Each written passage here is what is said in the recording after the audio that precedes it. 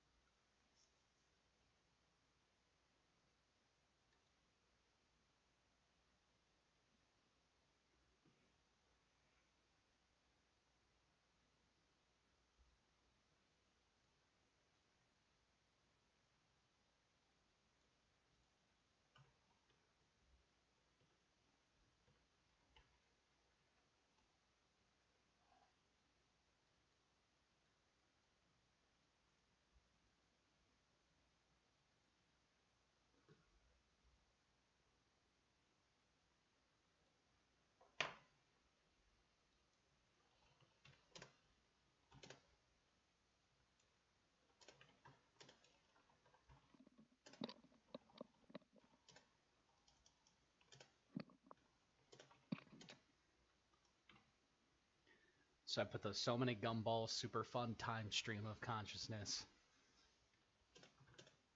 Okay. One second. Okay, so I fired out those texts and I'm just seeing if. Mm-hmm. How about you, Carlos? Oh, by the way, make sure at some point to reserve the table again for Saturday. Will do. I'll probably do it sometime tomorrow.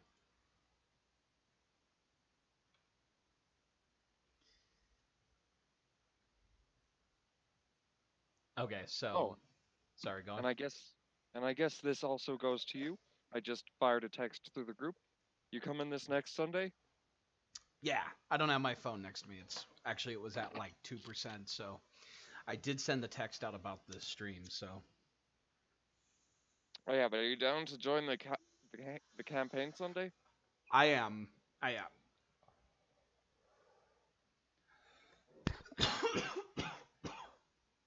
I can join this Sunday.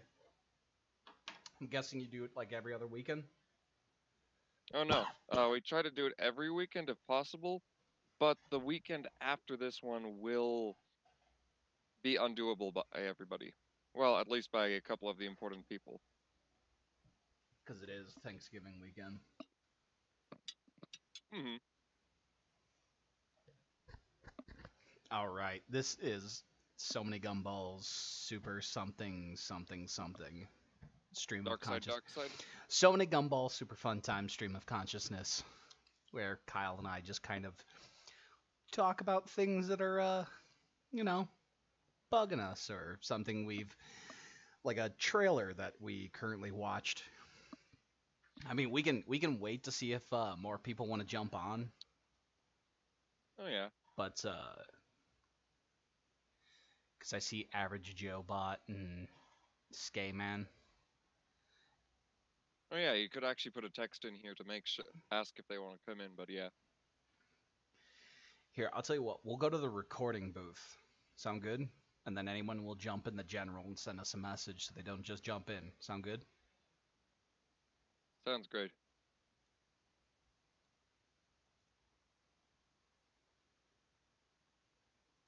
All right. Just a quick transition.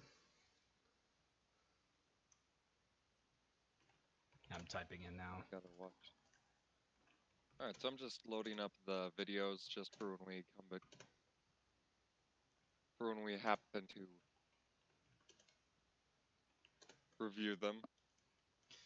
Oh, I have the same thing. So when I go to play it, they'll be able to hear the audio, but we won't have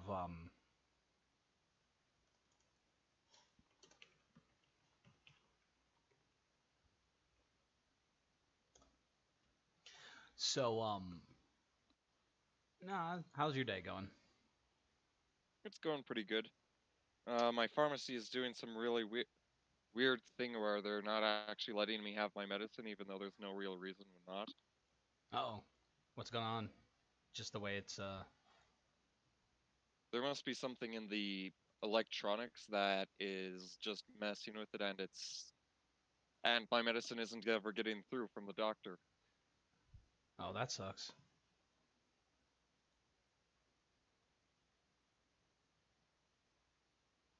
Oh yeah, so I've been trying to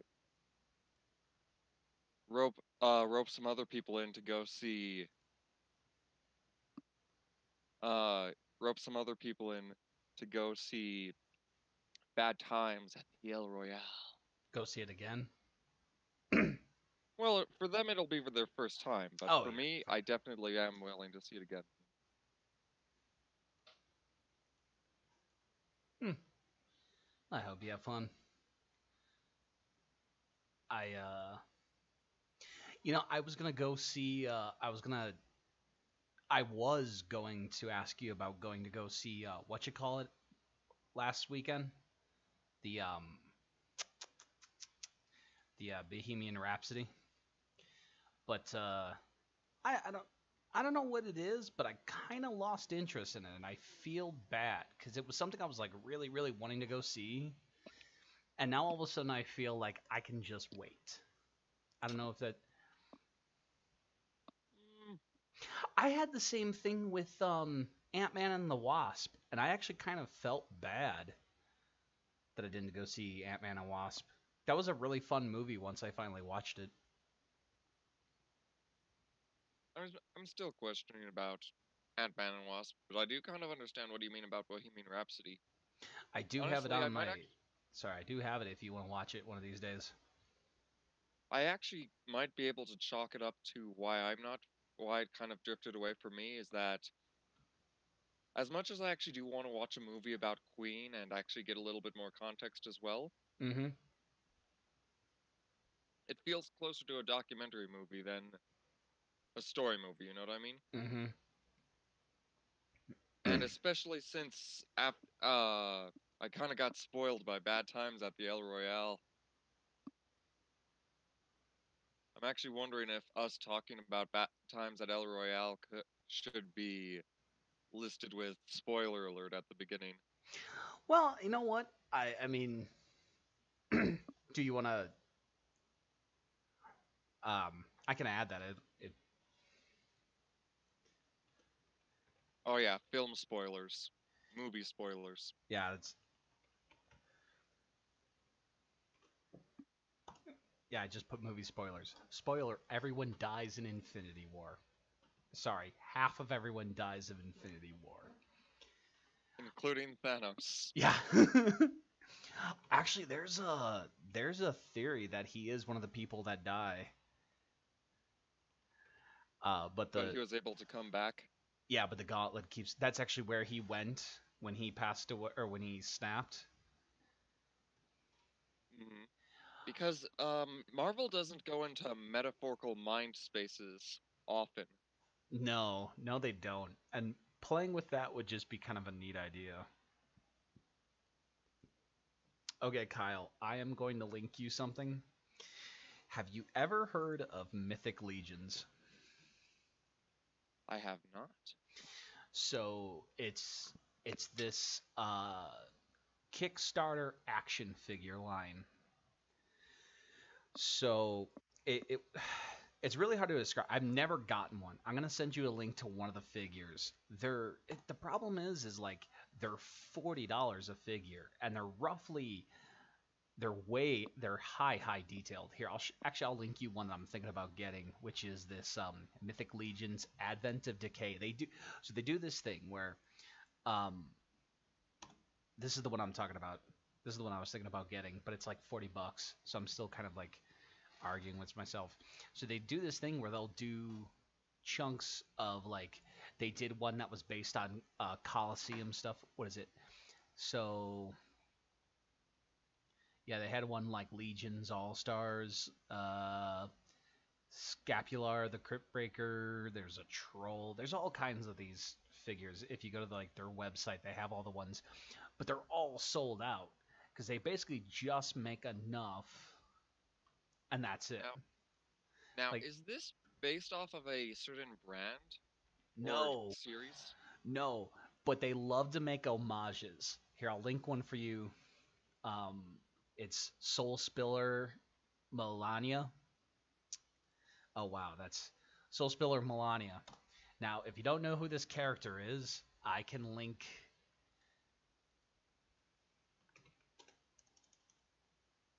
I mean, the interesting thing is the two I've seen already are the Goblin and that other, The vampire. the other, the Vampiric Knight, I think.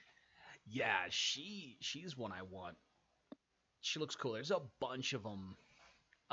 So wait a second, is Soul Spiller based off of what is him? Skeletor, Skeletor's assistant woman girl. Yes, yes. I was wondering if you're gonna get that. Yeah. They did a line of bird figures too, and they had one that's clearly Donald Duck, one that's clearly Daffy Duck. There's one that was a chicken, and it's supposed to be an homage to Colonel Sanders and KFC.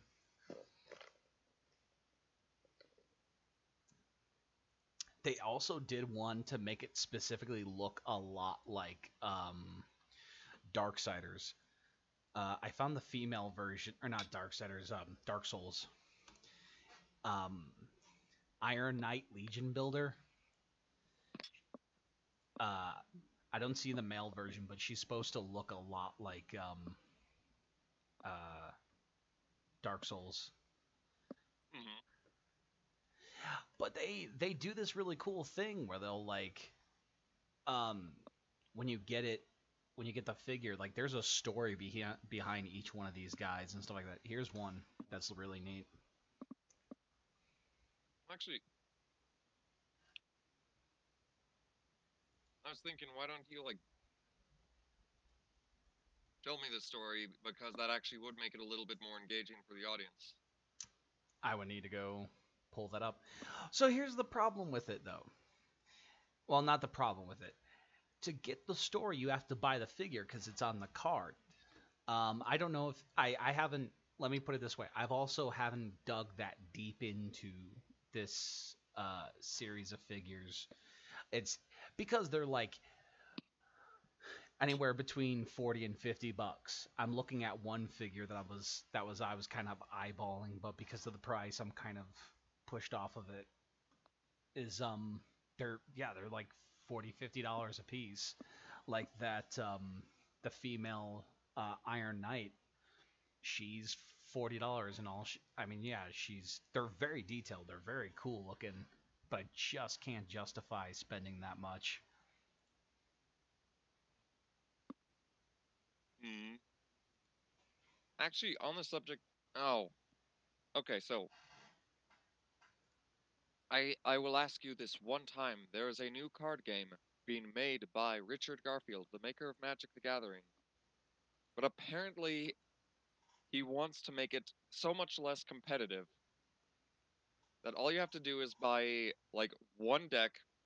The decks cannot be modified but legally. And honestly, would you want to pay in and try it out with us? Um, Truth be told, no, man. Card games. Well, what card games are for losers? No, no. I think they are. Kyle, I have an addictive personality. Do not hand me something that's essentially like a drug that I could win at. Please. We've learned Magic Dude, the Gathering is a bad dude, idea. that the new game he made doesn't even include booster packs. Oh. See, but that I don't think that would trigger what I love about card games. Although that does seem like a neat idea for a game. I'm gonna be buying Like a in party already. game. I'm gonna be buying in already, and I'm gonna be getting two decks myself. So if you want to try it out later with me, So what's the concept? What's like the idea behind it? well, Just mechanically, what I really love about it is the mechanics, because number one, you don't attack your opponent to win. It's more of resource building to win. Number two, you don't have to worry about land cards. Sadly, the downside is you don't get to construct your decks unless you're doing some strange casual cheater gameplay style. But the main thing is that they sell them in decks that come with their own like packaging, so that it's impossible to mix them up with other ones. Mm-hmm. But that's mechanically why I like it. Thematically, it's you are an Archeon who is arguably a god in this world called, man, I forgot it. I'm gonna say the Cauldron, which is a planet made from about maybe 5 or 7 other planets, pieces of 5 or 7 other planets put together. And thematically, the idea is that us as Archeans are not fighting each other straightforward, but that a vault has been found, and both of us are fighting to craft the keys first so that we can get in there and get ultimate knowledge. Though, of course, that Hmm. just means the game ends. That sounds neat. Hmm. I actually would So, be pretty happy to go back to the Pokemon movie oh, do you want to go back to? subject. No, I was thinking. I don't know. So okay. So the thing about card games that I liked about card games was finding a theme you like, building a strategy. Like Magic the Gathering, I loved goblins. I love goblins to no end because they feel like the cockroaches of fantasy species. Like they're hard to kill. If you see one, there's probably 100 of them. That kind of thing. Like I love it. Hmm. But it at it, so I understand that idea of a game that you could just buy a deck and play it endlessly without any kind of shuffling the deck around, like adding newer cards, taking out cards, that kind of shuffling and all that. But Honestly, I'm a little sad about that part too. But the reason why I technically now 5 times have left Magic the Gathering is because people who go out there and they spend $200 on a deck and then they bring it to the tournament. I think it's kind of funny when people spend hundreds of dollars on a deck, bring it to a tournament, and then get wrecked. Well, it's funny when they actually, yes, that part is great. It's funny when they do get wrecked, but the other problem is when they question why you aren't doing the same. Hmm. Honestly, if you still wanted to go into Magic the Gathering and make these casual little decks that didn't cost much and probably weren't that good anyway, I'm still here. I've still got a bunch of stupid little decks. I've got one that wins by dying.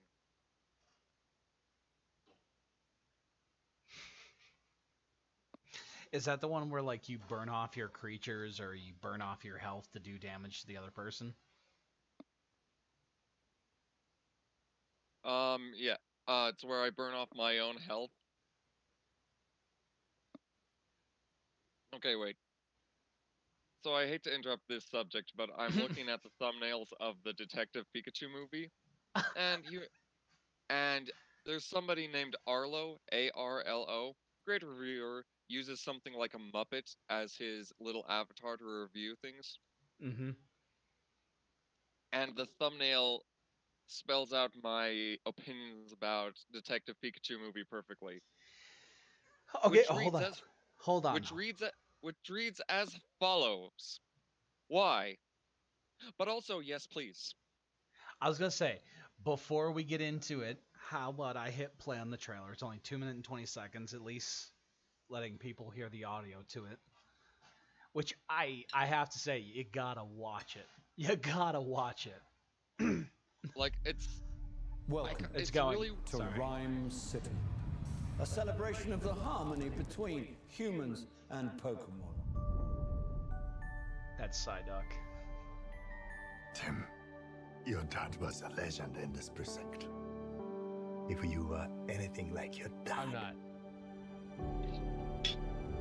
I remember. You wanted to be a Pokemon trainer when you were young. Yeah, that didn't really work out.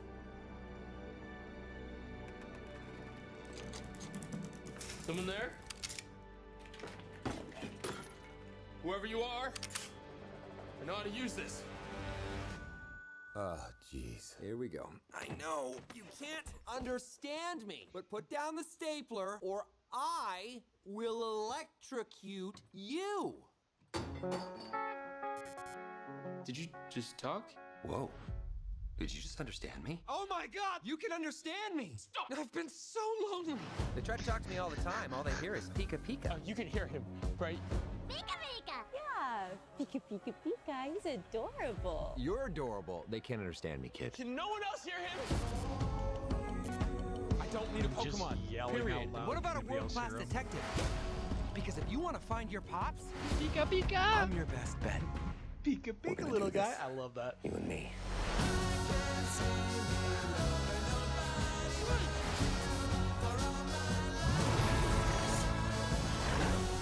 There's magic that brought us together, and that magic is called hope.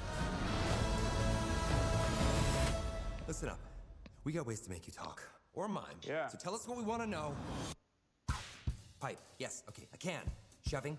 Pushing. My problem is that I push people away and then hate them for leaving. He's saying you can shove it. What? I can shove it? Okay, that's it. No, we're switching roles. I'm bad cop. You're good cop. No, we're not cops. In my head, I saw that differently.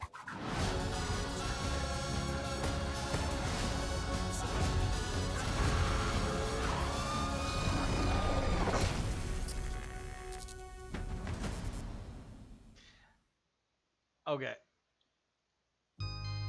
I love the shit out of that. I don't okay, so to to be perfectly honest, I find it so weirdly entertaining because it reminds me of Who Framed Roger Rabbit. Oh yeah, I'm definitely getting into something like that vibe.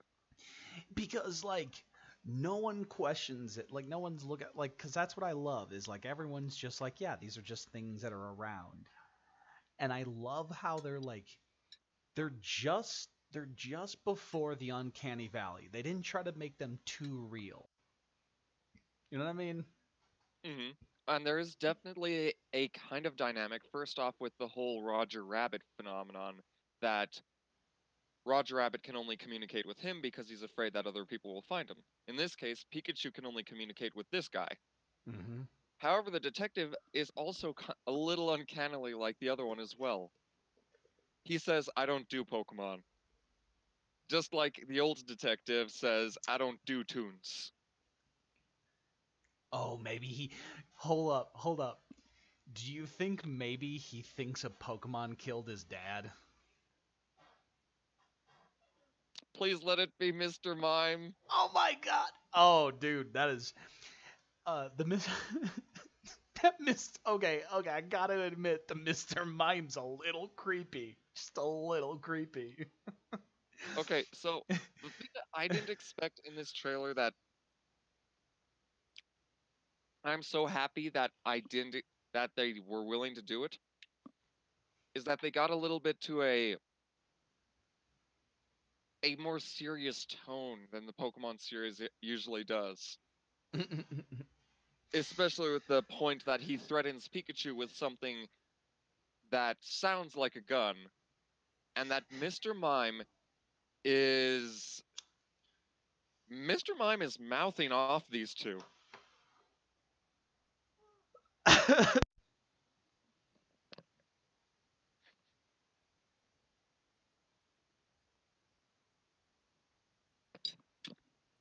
So wait, how are they? I started laughing and then I started choking. Sorry, so I muted my mic there. All right, here. And today again, we have one of my prime examples of forms of humor people don't usually do. In this trailer, and hopefully they keep it this way in the movie, they do not explore the joke of How the heck are they interrogating a Mr. Mime if he can just create an invisible wall? Do you know what I'm glad they didn't do? Hmm. I'm glad they didn't do what the Smurfs movie did, or or any of those like adaptations of like old properties into new, where everyone acts so incredulous around what's going on. Like, so in the world of the Smurfs, like, people know about the Smurfs. Like, Gargamel is a human who knows about the Smurfs. Like, people know about the Smurfs. But then in the Hmm. Smurfs movie, well, what? Like little blue talking things? Whoa! Yeah. Or anything like that. Like the Fat Albert movie, where they bring Fat Albert from the cartoon into the real world. I am so glad they just started off of like, yeah, so this is Pokemon. Pokemon are real. Everyone knows about Pokemon. What are you so hung up about Pokemon being real? Like, just get over it. And then they make one into a main character and establish that they are animals and no one else can understand them. Doing effectively Dr. Doolittle meets Who Framed Roger Rabbit. I'm just now putting those two together. I really like that. I love that I love that I love that. It's just I'm also getting like a splash of the Happy Time Murders in there. it definitely feels like it's supposed to tell a noir story a little bit. Like it's noir with one of them being fluffy and cute and the other one being a human. I'm going to go see this. We're going to go see this, Kyle. I'm going Taint. to see it as soon as it's released, honestly. Like I think it's just interesting. It's just weird and odd and I can't wait. I want to see this and I hope it does well because I hope we see more. Cuz yes, I would love to see the adventures of Red. Not Ash, Red. You know, the badass one, not the one who keeps forgetting typing matchups. The one who literally lets a Charizard walk away. Like one who has had like almost all of the starters in hand at one point and lets them leave. Like I hate that. I hate that. And I hate that they do this every time they move on to a new area. He gets rid of all of his old Pokemon. Besides Pikachu. You know, I could largely understand that if it wasn't done 6 times in a row. Because he's supposed to be like the mirror opposite of Gary. He's not trying to min max. He actually sees these things as companions. He's not just sending those chickens into the arena so he can get his sweet, sweet drug money. And that's actually kind of a cool thing because then it actually parallels over into the movies. Because when you think about all of these people who could save the world, technically one of them makes sense. Ash Ketchum, because he actually cares about Pokemon. And when these legendary Pokemon see that, they can actually be like, okay, wait, we can actually trust this guy. He's not just going to turn around, pull out a Jigglypuff, and try to put me to sleep so he can put me in a Pokeball. Yeah, like I mean hardcore. I mean let's think about the Pokemon world. That in general is kind of like a dark hardcore world. But like Mm-hmm. um that aside where Pokemon essentially I don't know if they pretend to like it, but I'd tell you right now if I don't think it's safe to say if I was in the Pokemon world I would do this, but if like me now gets to go to the Pokemon world, I would have one of those little fuckers out all the time. Actually, any of them I capture would be out all the time. Actually, something about the trailer did bring this up. What's that? You know, in the Pokemon games, Pokemon are primarily pets. Out in the city, you might have them walking about free. But Yeah. in the wild, you put them back in your Pokeball and you bring them out like mace when something else tries to chew off your face. Mm-hmm. But this city seems to be referencing the mentality that a lot of the newer Pokemon games have, that when you get to a big city, they let them go free to a point where those friendly Pokemon you see out there on the street are actually feral, untrained, uncaught, Kind of like maybe, cats, feral cats. yeah, like it's a city where there's somewhat intelligent feral cats that can burn down buildings. Because they said in that trailer, in this city, Pokemon and humans live in harmony. Mm-hmm. So I'm guessing this is a world where like Pokemon trainers are something different than just living with Pokemon. Hmm. Actually, probably a little closer to how the manga and the video games deal with it. Oh, that I remember reading The idea that not the Pokemon manga. No, I watched. Did I? the idea that Pokemon trainers themselves aren't just people doing cockfighting, but that the Pokemon trainers themselves are actually breeding generations upon generations, understanding and studying their favorite type of Pokemon until they understand its biology without having to go to a science book.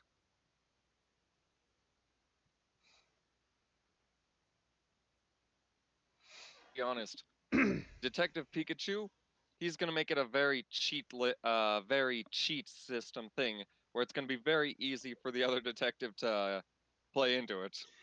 I so here's the thing about this. Now, so we know you could be negative at this point. Like there's certain things like honestly like I see a lot of people complaining about the Pokemon themselves and how they look, and I feel like they just put the right amount of detail into them before they start to become creepy. Like I'm telling you right now, any more details, and I think these dudes would look creepy, and I think it'll age poorly if you went any way, uh, one way or the other. Cause like I don't I don't know. Do you feel like this is the start of something? Like, do you think we're gonna see a bunch of these? I don't think we will see a bunch of these. The pessimist in my mind says I don't think this is going to continue any further, even if it is successful. But the optimist in me wants it.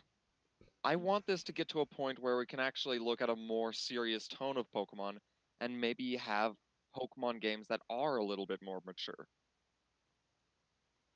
But then again, the brand and all that. Well, uh, I think Pokemon. Okay, so Pokemon's never really gone out of style.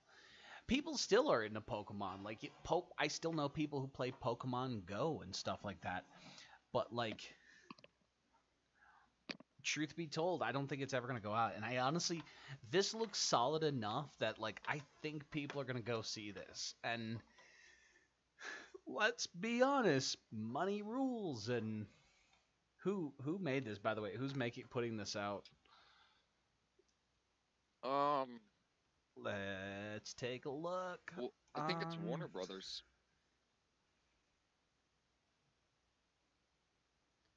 Pokemon Detective Pikachu on the IMDb. Bill Nighy is in it? Holy shit. Oh wait, so I actually was gonna say that these Pokemon are, well, as long as it's actually Detective Pikachu and he's talking, are actually, I can word that better.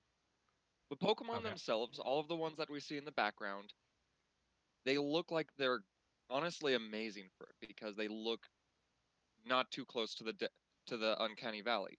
But the fact that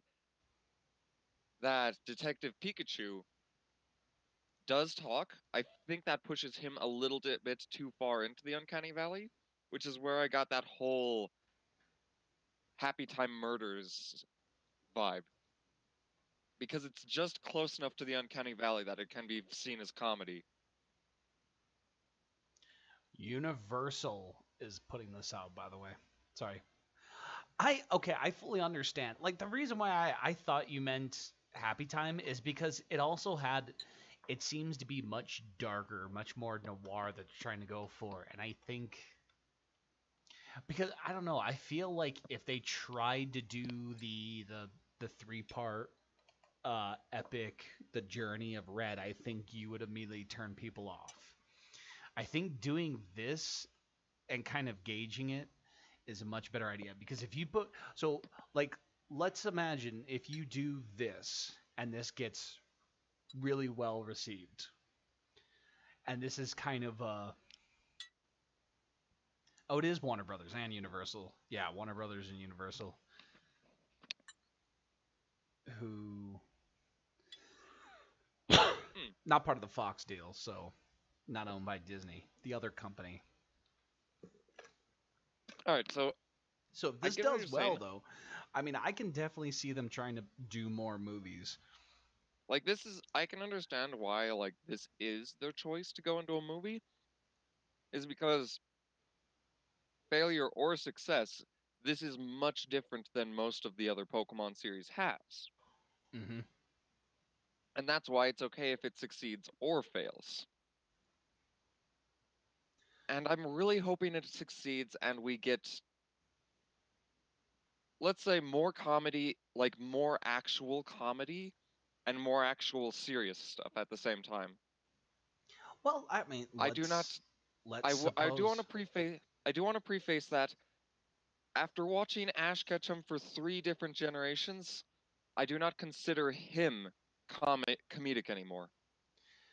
I don't think he was ever comedic to begin with. I thought it was kind of lame, Oh, what? truthfully. He's just a young Homer Simpson in the Pokemon world.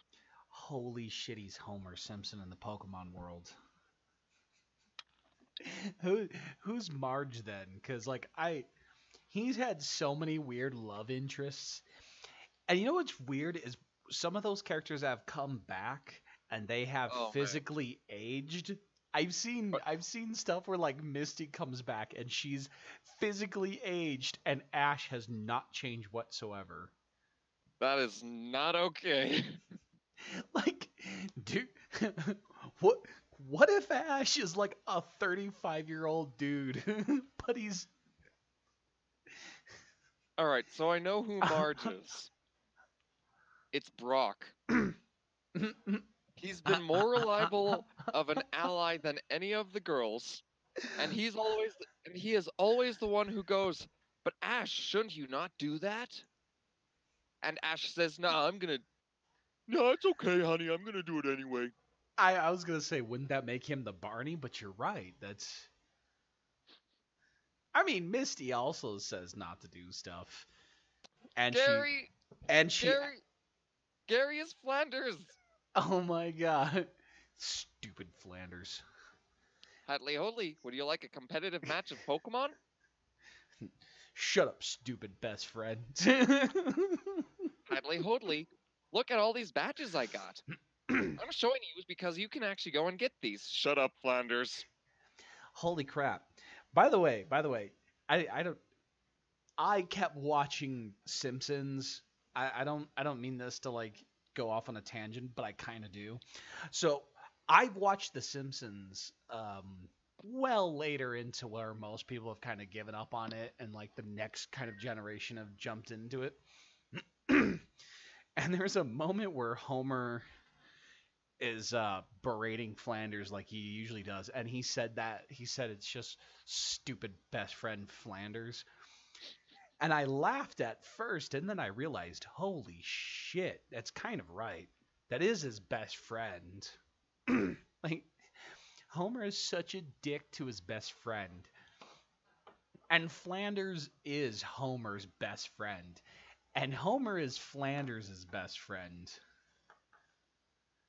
I It's don't think bizarre. I don't think Flanders has like everyone in the town is nice to him, but I think Homer's the only one who's his honest to goodness friend. Like he's defended Homer. Homer's defended him. They've both done something stupid to get the other in trouble. It's like the one time they go to Vegas and get remarried, or Homer gets a second wife. Flanders gets a new wife. Have two wives. Oh, what Oh, did? I said two knives. Oh yeah, and isn't Mo sitting there with like, it's just like I'm the happiest guy. Who's your favorite Simpsons character that's not the main family? Cause to be honest, I gotta say it's probably a tie between Flanders or Otto. Otto, As no, the no, no, best. not Otto. No, sorry. I think Groundskeeper Willie. Groundskeeper Willie kind of beats them all. I think. It's really hard to argue with groundskeeper Willie, but I might say A brother and um sister are natural enemies, like the English and the Scots, or the Nords and the Scots, or the Scots and the Scots. Dirty Scots. Scotland would have. I might have to say Millhouse. Millhouse. Millhouse is not a meme. Because it's for some reason I feel like Millhouse was the better way to write a mega character. Ah, you know what? You're Because right. in the end, he does not really get trampled on. It's not like he's going to be kept up at night based off of everything that's happened.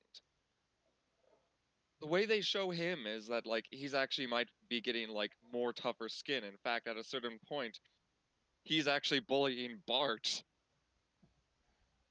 Yeah, remember that one time he becomes the cool kid? Because he think. Do you remember that? Do you remember that one time that Millhouse took Bart's soul? Do you remember that one time Millhouse had the theory about the reverse vampires? Was that a Halloween special? No, that was the episode where Homer and Grandpa were selling the tonic, and all the kids were basically like roaming the neighborhood, like their parents were kicking them out at like dusk, and so like the kids were out, and so Millhouse came up with it. So all the kids are in the treehouse, and they're all coming up with theories about what's happening, and Millhouse is like, "We're through the looking glass." After no, he comes up with this whole theory, and then when he gets to the end, he's just like, "We're through the looking glass." Do you remember that time Millhouse fell to his death in Treehouse of Terror in the blender? Sadly, I think I do. That was it was rough. I remember watching Treehouse of Terror and just seeing the characters die in gruesome ways were like slightly disturbing as a kid, but like now I enjoy them so much. They're like little horror movies to me. I love the Treehouse of Terror. It's about the only episode I still watch. All right, so what I want from The Simpsons, well, from the good era of The Simpsons, and especially from the Happy Time Murders, for Detective Pikachu to be, is I want them to be able to have points in which they don't take themselves seriously. Okay, I can see that. I mean, it's always great to have like a good story that's thrilling and grasps the audience, but every now and then you gotta break away from it and crack a little joke.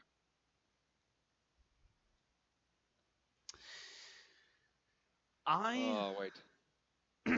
I see. I think what I love about the Simpsons Treehouse of Terror is that ability that they. I think one of my favorite my favorite episodes are the Treehouse of Terror episodes. Like I love the episode, the one with the zombies at the end, where they're trying to bring back like Snowball 2 or Snowball 3, one of the cats that died. And Bart like starts doing the evil rituals and stuff like that. They get home and all the zombies start coming alive. And Zombie Flanders pops up and Homer turns around and shoots him. It's like, "Dad, you killed Zombie Flanders." Homer goes, "Wait, he was a zombie?" Or like they're in the school and you see Barney biting one of the guys and Homer's like, "No, not you too." And he's like, "Nah, Homer." These guys like he's eating the zombies cuz they taste good. And he's just like, "And you get to meet new people." Hey, is that zombie George Washington? Oh, I love that. Well, actually, I Die, just you realized. chalk face. Oh no, that was the mutant one. Oh my god. So there's this one where Homer is looking at bomb shelters. So this is what the stream's gonna be. Just me describing treehouse or plots. Go I on, mean, I'm sorry. hey, okay, so you do have this stream. If people join in, and I mean like if people join in the chat, I mean, that's a thing, right? we should actually link our stream so people can watch them, I'm guessing. Oh yeah, so wait. Oh man, I realized what made the old days of The Simpsons great. What's that, Kyle? I actually outlined it before I talked to you about how this sense of humor works. It's non sequitur humor, where they look like they're going for the obvious punchline and then they just duck left into another punchline from a different joke. See, I always But loved how goofy they were. I loved how smart they were too. that's the thing, is it's very intelligent humor, just like SpongeBob, because they know what the easy jokes are, and they play meta humor on knowing the better jokes but telling you weirder jokes instead. And there was another series that did this, and actually had the same tone as the golden era of The Simpsons. Space Dandy. I don't think. Okay, I can see that. I mean, Space Dandy did have some extra other themes like space travel, the need to find hot aliens to bang, things like that. But other than that, it had a very much just nonsensical view on how to tell comedy. As far as I knew from the 2 episodes I saw, every episode ended with something that was universe changing. And then they went to the next episode and it was just the status quo. I uh, I think I've watched like 3 episodes of Space Dandy, and it was just nope. I think I've only watched 2. I've watched the first episode where he gets the weird cat lemur thing or cat thing, and then Just call it a sky bison. I'll call it a Pokemon. I will refer to any creature that's not explicitly stated to have a species or a species that was given to me. As far as I know, the fucking thing was a science experiment. So he will be a Pokemon.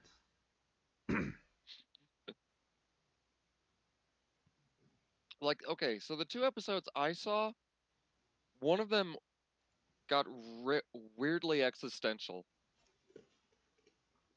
but it also knew how to be really stupid. It handled the zombie apocalypse, so to speak. It handled an intergalactic zombie apocalypse, and in the end, they did not get out alive. Everyone was turned into a zombie. And then they had this weird PSA at the end, like, and now there was peace in the universe. Did Because everyone was a zombie and they never died. They that's so just went bizarre. around. They just went around life, slowly ambling around. Well, I mean, in the And then, long run, I thought about this. I had a good long think one day about this. In the long run, if like everyone's making the joke that the next generation is the last generation, and I thought that was kind of funny because like I was thinking about this for a second. So like let's just assume humans die off in probably the next 80 years. If what they're saying about like how close we are to having like what is it? What is it? Some kind of crisis, ecological crisis. Is that if within the next 20 years or 10 years, if we don't do something drastic, we're going to hit the tipping point, and that the livable land, drinkable water, and breathable air is going to start like dropping exponentially. If humans die from this, the planet will eventually recycle and come back around. Like, in the scheme of things, like us just kind of nuking ourselves right now, I mean, in the great scheme of things, no one's gonna care. Like, so, like, so there's this general theory about, like, the big theory about aliens is that, like, there's all these different lines of thought. There's the potential that a society has risen up, lived, and died before we ever came out of the ooze. Mhm. B, we're the only one, or we're the first. C, they're out there, but they're so far away, and they could be at any time point in their own development. Like, I mean, the chances are that there's a planet at our exact is the same chance that a planet Yeah. is out there with the exact same technological level is just as likely as that there's a more advanced or a less advanced. Yes. Captain Frank the Bold on his rocket ship is exploring the galaxy, and he lands on yet another planet that is uninhabited by life. Meanwhile, he's actually stepping on the bacteria that would later become the Yes. intelligent race of the planet. Yes, exactly. Or there is already a more advanced society, and they're Star Trek-esque, not going to communicate with us until we get to the point that we can leave planet. So, in the scheme of things, if humans wipe themselves out, like if everyone's just so concerned with like shit like identity and politics and all that, and everyone's so poor and angry and hungry and pissed off, and the whole planet's heading towards an eventual like curb stomp, fucking let it. I mean, let's be very, very honest. I mean, like, if we're coming this close, we're within 10 years just not being able to come back. Isn't that kind of a clear indicator that humans just might be a little bit too destructive for their own good? Yeah. Evolutionarily, that is correct. Like, but in the almighty eyes of the great spaghetti monster. Are you kidding? Dude, if for example, there really is a bunch of other civilizations, and we are literally like one technological leap away from going and finding them, how the hell do you expect us to get along with them when motherfuckers can't get along with their own goddamn neighbor anymore? Like, how the hell do you think people are going to react when the 7-foot tall, weirdly like mucus membrane looking motherfucker shows up? Like, or God forbid they somehow look creepy or evil to us? We'll never trust them. You know, I actually thought you were describing us. Because there could be other alien species on other planets that view our skin as something as disgusting as that. Oh, that's true. What if you find like a race that's like pretty much a mineral like through and through, and they're just like, ew, gross. Oh god, they're squishy. They're squishy. I don't want to touch them. They're squishy. Alright, so you're gonna have to excuse me for 1 second. Don't drown out there, man. Hey, you know what? I'm gonna watch the Toy Story trailer. You can at least get the audio.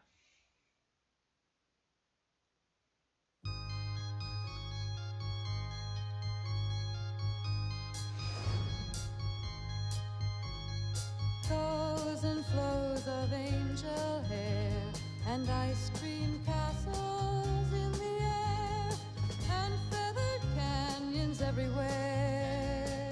I've looked at clouds that way, but now they only block the sun. Alright, I'm back. Hold on, I'm watching the Toy Story trailer right now. Everyone, so many things I would have done, but clouds got in my way. I've looked at clouds from both sides now, from up and down, and still somehow it's clouds' illusions I recall. I really don't know clouds. I don't belong here!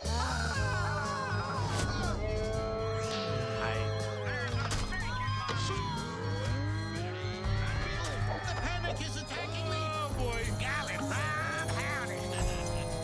I'm not a toy! Hey, somebody get him before he pokes an eye out.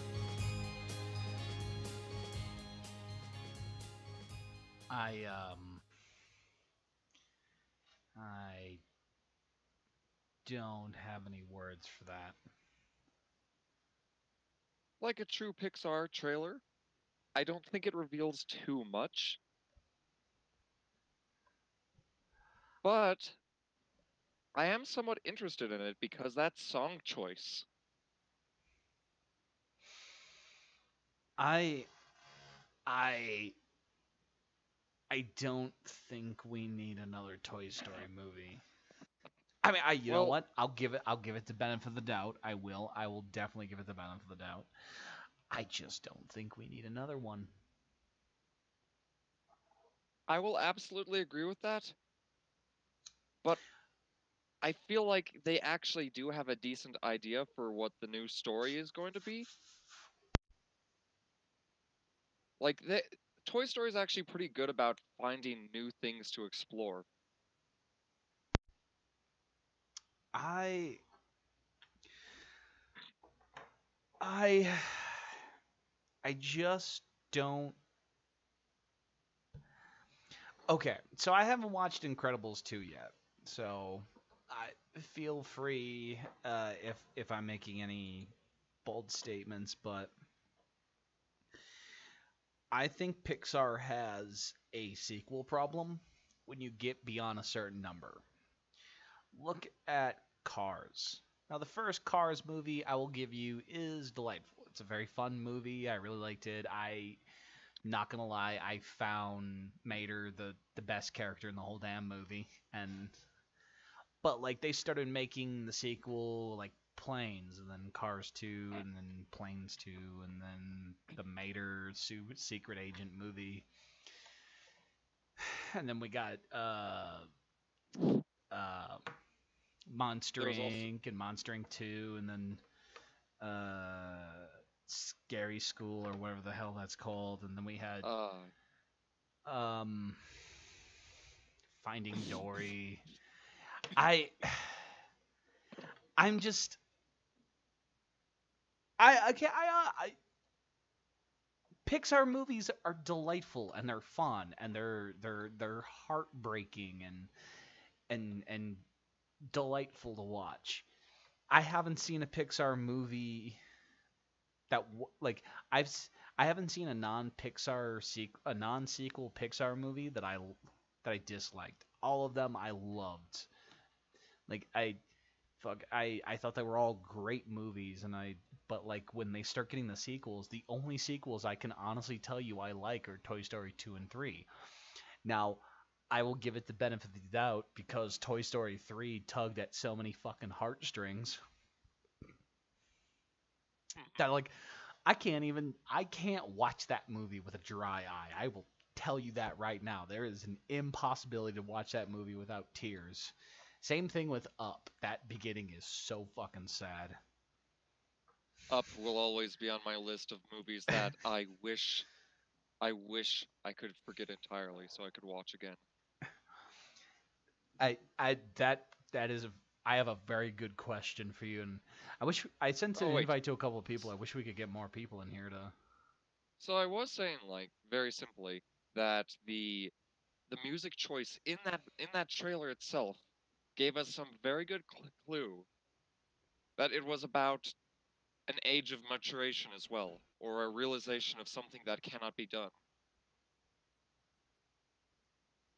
Yeah, it's Well, that's why I thought 3 was a perfect ending. Because it was understanding like that giving up stuff to the next generation, that it it felt way more of a maybe this is me. So please tell me if this at all feels wrong, but it felt like this idea of like, yeah, the things that we used to love to tell stories about, like people who are storytellers or creators or artists or stuff like that. It's like once you get to a certain point, like you can tell as many stories as you want to with these characters, but sometimes it means moving on. And maybe that's like him handing off. Like think about it. So each Toy Story movie has a couple of these features of like showing you this pretend story that the kid is coming up with these characters. They have the personalities, or at least they have the voices and stuff like that and person, well, they do have they have their voices and personalities that they have in the pretend areas as they do outside as the moving toys and stuff. And then and yeah, like there's like, I think that the Major's tone is probably like the whole the father angle, like sometimes having to accept people move on and they get interested in other things. Like that's another really cool thing that those movies tend to like tell you, is like sometimes people move on and you have to be okay with that.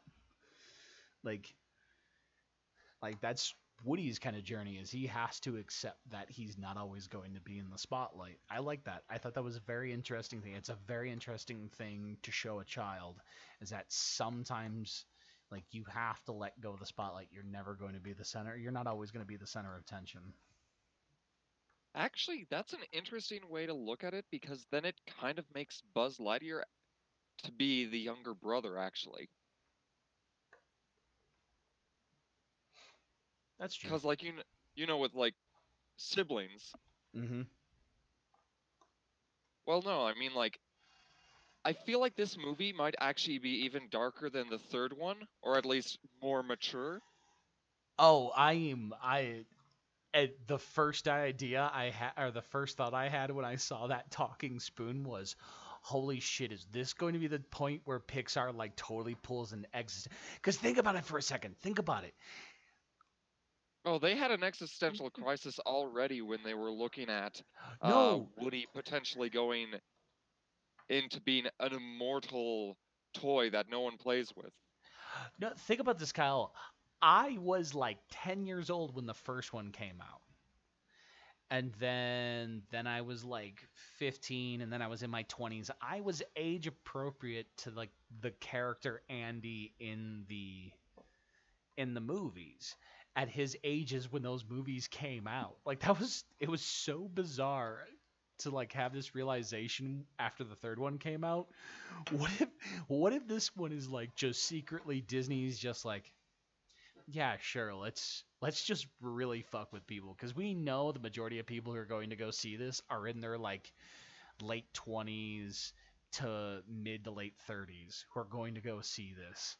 We know our audience. Like some people are gonna bring their kids, so we'll leave the kid stuff in there. But like in the end, this is gonna be an existential horror. Oh wait, like because what I mean because is this everyone's no, hold on, Kyle. Because my generation is so fucking obsessed with meta humor. Like Rick and Morty. I love Rick and Morty. I love Rick and Morty to death. But the dude who created it fucking hates the people who love it. Like he literally has just been doing it because it entertains him, but like he actively hates the people who are really into it. Like he goes out of his way to ridicule those kind of people while being a kind of person who gets really into something like that.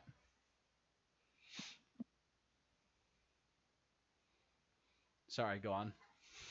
okay. No, I mean, like, if you actually do listen to the song, you could probably find a better, longer version of it on the YouTube. The Toy Story 4 song is a song about all of the beautiful things that we used to have. but it says it in a very positive note. But it's this song that suggests that the toys themselves might be reaching an impassable point that even going to a new person won't fix. I Also, there are some huge questions to bring about that. His name is Forky, I guess. I There are some big questions about that, because what if the mother happens to pick that up and dismembers him? Oh. So I get the feeling from the little bit we've seen her mother's not the person who does that, cuz it sounds like her mother encourages her art stuff. But it no, it's kind of it's it's super scary to think about, like just in general, like how horrible that is of an idea of like someone being able to just create fucking a toy. Like, wait, by the way, can anyone do that? Or is that going to be explored? Like, is this little girl like have superpowers? Holy shit, I think I just talked myself into seeing this movie just to find out what the story behind that fucking spork is.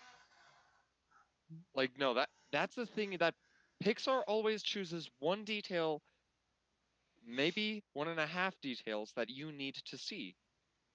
I always look back at Wally, which is a robot who lives alone on a planet piling garbage, who seeks love.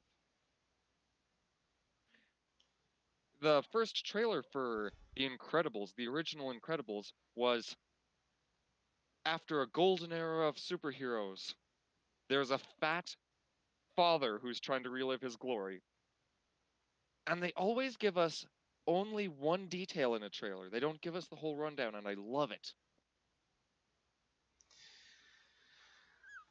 I like I said, you know what? I'm gonna give it a chance. I'm gonna give it a chance.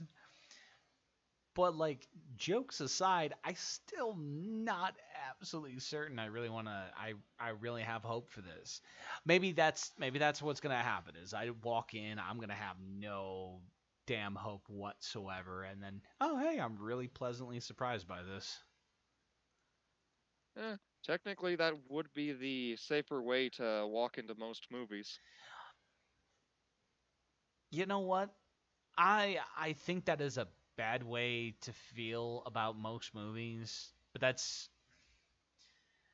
I so one of the things I've always kind of tried to aim for is I'm always trying to be positive about something I'm looking forward to because like just being overly negative, God, just no one wants to fucking deal with you after a while. Like no one wants to talk to you about anything if you're overly negative. I know so many people who will just like start shitting on everything the minute like the trailer comes out, and then when it comes out and it's good, they're just like whatever. I mean, it's overrated. It's like no, you're just an asshole.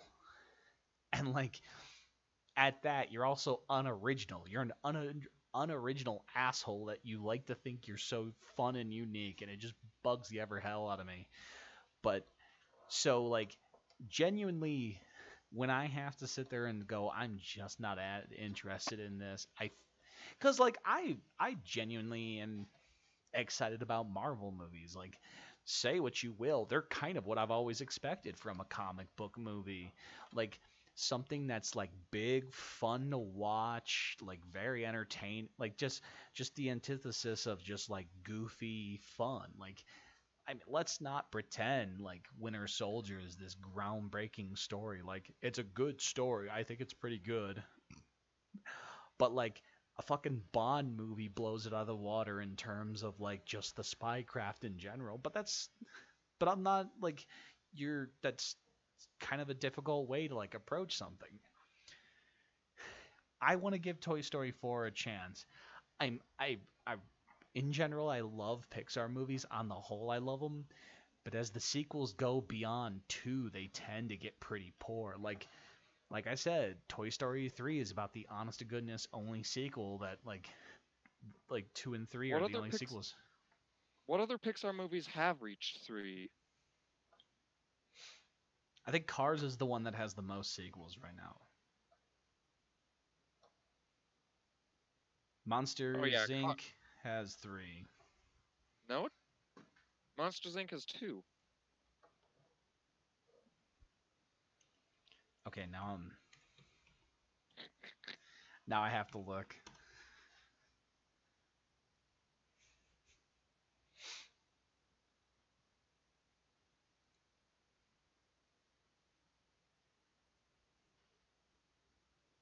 You're right. Monsters Inc. only has. I thought there was a Monsters Inc. 2 and then Monsters University. Oh yeah, like that's one of the things that makes Monsters Inc. the university interesting is that they went straight to the prequel. Sadly, they kept it very much like their interactions from the original movie was their interactions in the past, which makes me a little sad, but on the other hand, it had one of the greatest twists, which I it does say spoilers, right? Yes. The greatest twist is that they did not graduate.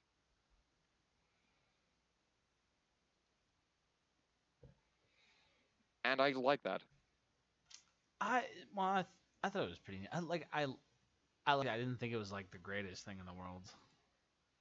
Like I don't want to sound negative. I thought they were good movies. I didn't think they were great movies. Like I can't say they were great. Like hell. Like I thought Toy Story 2, and Toy Story 3 were great movies. And then every individual movie that's not a sequel I thought was great. The sequels I'll be like, oh, they're okay, and then I kind of get disappointed with Cars in general. I just didn't like I've seen all of them except for the 2 Planes movies, and like Cars 1 is the good one. Everything else I was just like meh. Because it's oh no, there is 1, 2, and 3 plus the Mater movie I and very much Planes. agree with the Cars movies because, Maybe it's well, just Cars I don't like. well, there's something that I think is a major difference between how the Toy Story and the Cars sequels went. The Cars sequels accelerated very quickly into cool new subjects. Like, it didn't give you a moment to breathe moving into another subject. From Cars 1, you had We Race. Cars 2 was There are spies and people die. It escalated very quickly. But in Toy Story 2, in Toy Story, they had What happens if a toy gets lost? What happens if a toy is kept forever, safe and untouched? What happens if a toy actually gets torn up and destroyed? And now we're moving into the new subject. What happens if a toy is only a toy in the imagination of the kid? I can't wait to see the brick.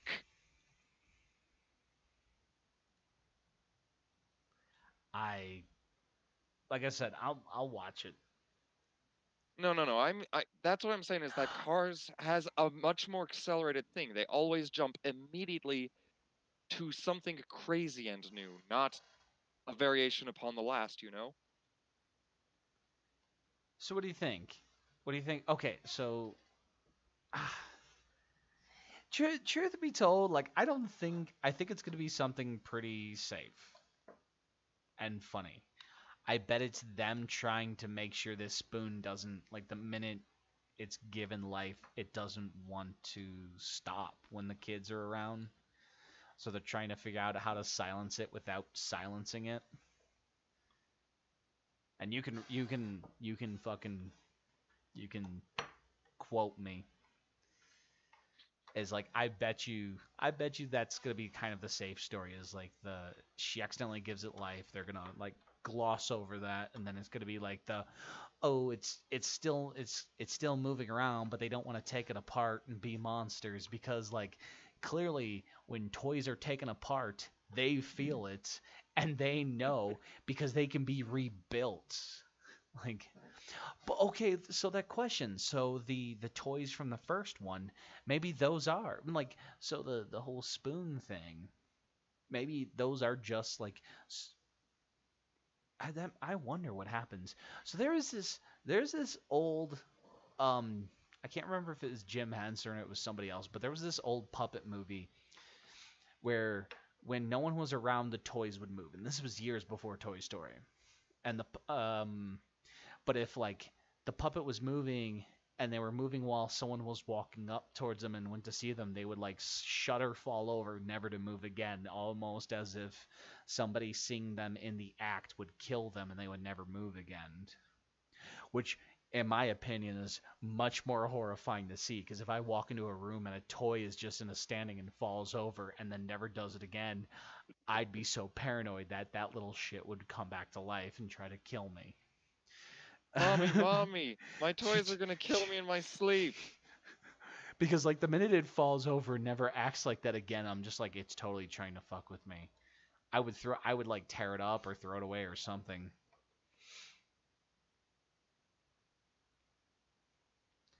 I know that some kids would definitely try to get the toy to talk again and again and again, and maybe they would maybe they would escalate to interrogation methods. Oh, I found it. I found it. The Christmas toy from 1986. Um, When no people are around, the toys still play in the playroom, but since a toy will be frozen forever if a person catches it out of position, they have to be very careful. It's Christmas Eve. Rugby the Tiger remembers how he was the favorite Christmas toy last year and wants to be favored again this year, as not to be replaced by another toy. However, he doesn't stop to think if Jamie unwrapped him again in this year, she'd see him out of his normal place that she usually puts him, and he'd be frozen forever. It's up to Apple the doll, whom Rugby supplanted as the favorite toy, to tell him what's in store, but Rugby won't believe her, and tries to get into Christmas package and lets Matoria, Queen of the Asteroids, loose. Unfortunately, she doesn't know she's a toy and thinks she's landed amongst aliens. It's up to Apple, Mew the cat's toy mouse, and other toys to get Rugby out of the box and Matoria back in before they're found and frozen forever. But Mew is caught. I'm sorry. And it started to spoil the rest of the movie. Go That on. does have some That surprising parallels Toy Story. with Toy Story. That sounds terrible. From 1986, the idea of the like being caught, never moving forever, like. Honestly, that sounds like a horror movie for adults, but put in the setting of a child's dreams. What's up? Fucking snow last night. Now it's cold as shit. Yes, it is. From being like mid 40s, low 50s to 20 fucking degrees. Fuck that shit. It was below zero by my buddy Kyle. He was telling me the other day. Not you, Kyle. The other Kyle. One of, I know 4 Kyles. Dang. But no, it does sound like existential horror, doesn't? Like, ooh. And I think the flaw in that writing is that they do you know the thing where a writer gets too far reaching and they start adding extra complications to the mix until the story requires its own explanation for why it should exist? Yes. Toriyama. And Dragon Ball. Well, not just Dragon Ball. Well, I'm saying Akira Toriyama and Dragon Ball. But go on, Kyle. I was just remarking. Well, actually, Dragon Ball is another one of those weird scenarios like Rick and Morty. Remember, he just wanted to end it as, and the hero's journey is over.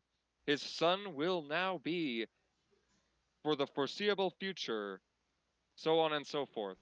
Yeah. God dang it. Okay, whenever I look at these Pokemon Detective these Pikachu Detective movie trailers, I keep seeing that cute Pikachu face, and I'm like, why didn't you get Danny DeVito to voice him? Oh God, come on, dude. Okay, I love Danny DeVito, but like, I think he should just stay in It's Sunny. Always Sunny, because Danny DeVito has this cultured personality that I think people would be so let down that he wasn't like foul mouthed or weird. That like I just believe people would not be happy with how it's presented. So all I'm saying is like just be glad you're getting like a Pokemon movie that isn't like so over the fucking uncanny valley that the Pokemon look like weird like gremlins. Because I'm telling you right now, like, because I don't think you're gonna be able to go too realistic without it looking weird. Now there is one benefit to being it being Ryan Reynolds. Of course, you have the benefit that Ryan Reynolds knows how to not take himself seriously, which is good. But even better than that is the fact that in one of the next Deadpool movies, Deadpool's gonna make some stupid joke about Ryan Reynolds, Oh, of course he is. and he's going to question, as Deadpool, as he's what, falling out of a plane, holding onto a magazine. What is Ryan Reynolds doing? He's a rat? Never mind, and he just tosses the magazine and hits the ground, and you cut away to black because, of course, he's not going to stay in one piece during that. No, I bet you he would say something goofy about wanting a different or being wanting to be a different Pokemon. Like he'd probably say something along the lines of being a Charmander or something stupid. I don't. Knowing Ryan Reynolds, Why couldn't he have? Kyle. Why couldn't he? You know, you Ryan Reynolds, you just could have been the stupid lizard with a fire tail. Kyle, if you could be any Pokemon, who would you be?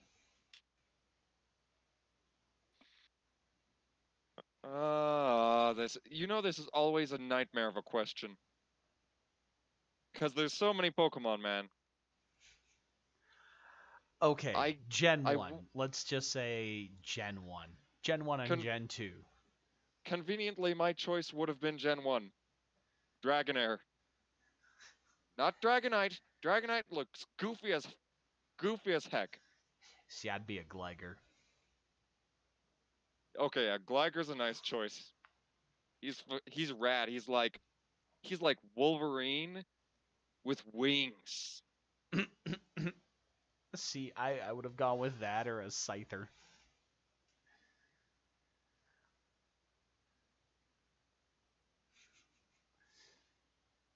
Oh yeah. Okay. Well, Scyther, of course. Well, Scyther, as I have named him in Pokemon Go, life is hard. Life is hard.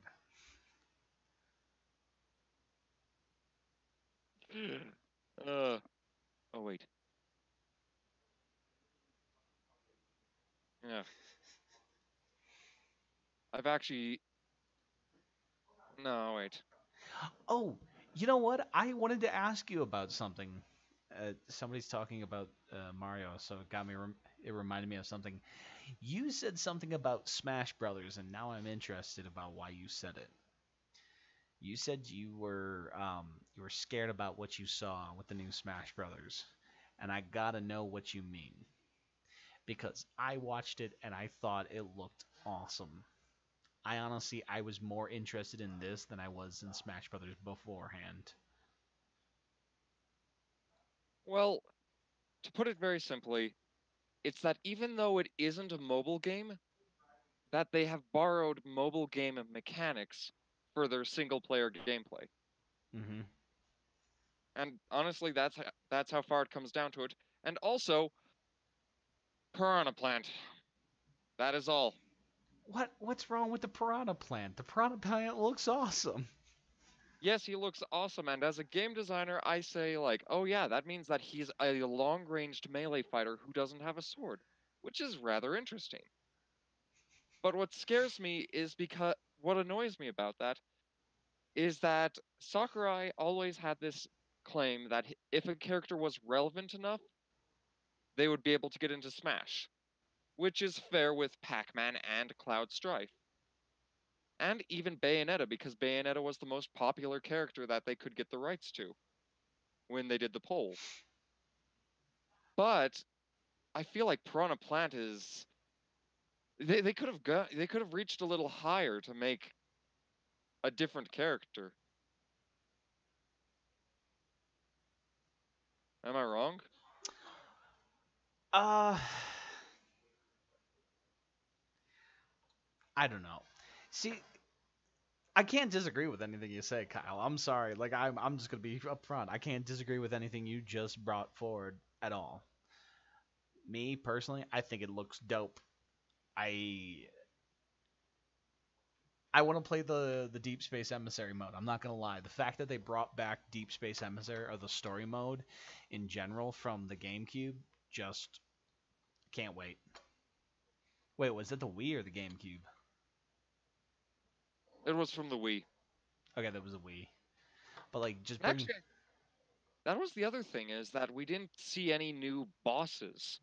We saw reused content, and maybe that was the greatest thing I had against Piranha Plant, is that their final smash was reused content of PD Piranha. I thought they showed two bosses in the trailer because I could have sworn there was that weird robot thing. That's also from Brawl. Was it? Yeah. Hmm. And I don't know, like, for me, it just comes down to that weird problem where I understand budget cuts and all, and I'm okay with budget cuts being a thing, but it's always this strange thing when it looks like the main meat that somebody puts on your plate isn't high quality meat. You know what I'm saying? Mm-hmm.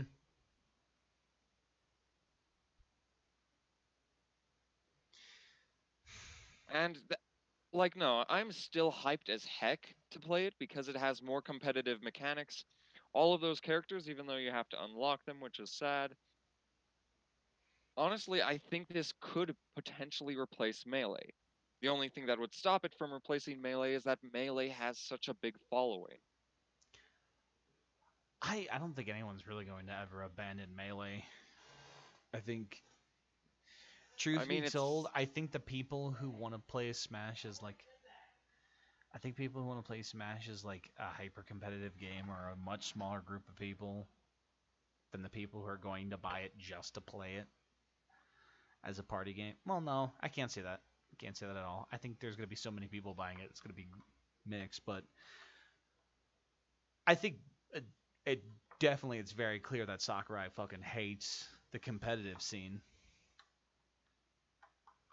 I mean, as much as it actually was a pretty soft Granted, blow, I think he it was hates a everybody. But it go was on. actually a very passive aggressive blow when he said that there was the ability to handicap certain characters. Oh, make Like, other characters weaker.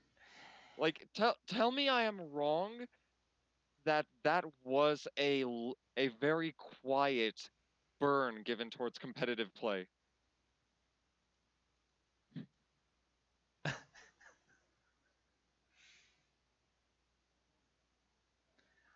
Um, I don't know. But that being said, like I still love it. I am actually tomorrow I'm gonna go through with the pre-purchase, get on board with all of that because I was raised on Smash Brothers. You can't you can't argue me away from it. Oh, I was gonna get Smash Brothers anyway. How many controllers do you have, by the way? I think in my possession we have between me and my sister we have something like 5 good GameCube controllers with one that is flexible enough to be played with the Wii U and the Wii version. And I did but get some new Pro controllers, so those should be good. We actually have 3 Pro controllers now between us, but one definitely in my possession.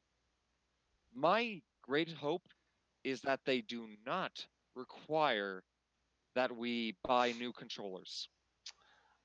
From the sound of it, you won't have to because it works with the Oh, Pro controller and stuff like. please. I have a corded Pro controller I picked up because it was $20 at GameStop, and I picked up one of the Zelda ones. But I have two controllers now. Then I was gonna pick up a Pro controller, but they're $70.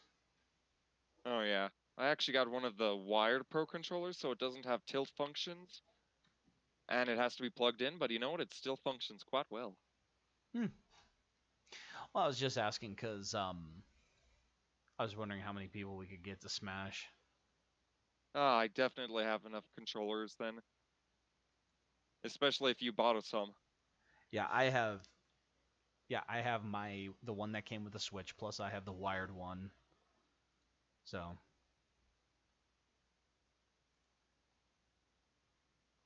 an Great. hour and a half. Oh yeah, any news of anybody else is joining us? Doesn't sound like it. I sent to everybody else. Oh well.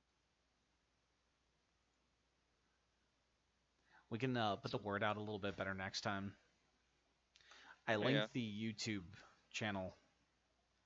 Dude, we don't even show up in like the first. If you type in so many Gumball, if you type in the full name of the channel, it doesn't even show up in like the first 10 options. Oh no, he's breaking through the meta.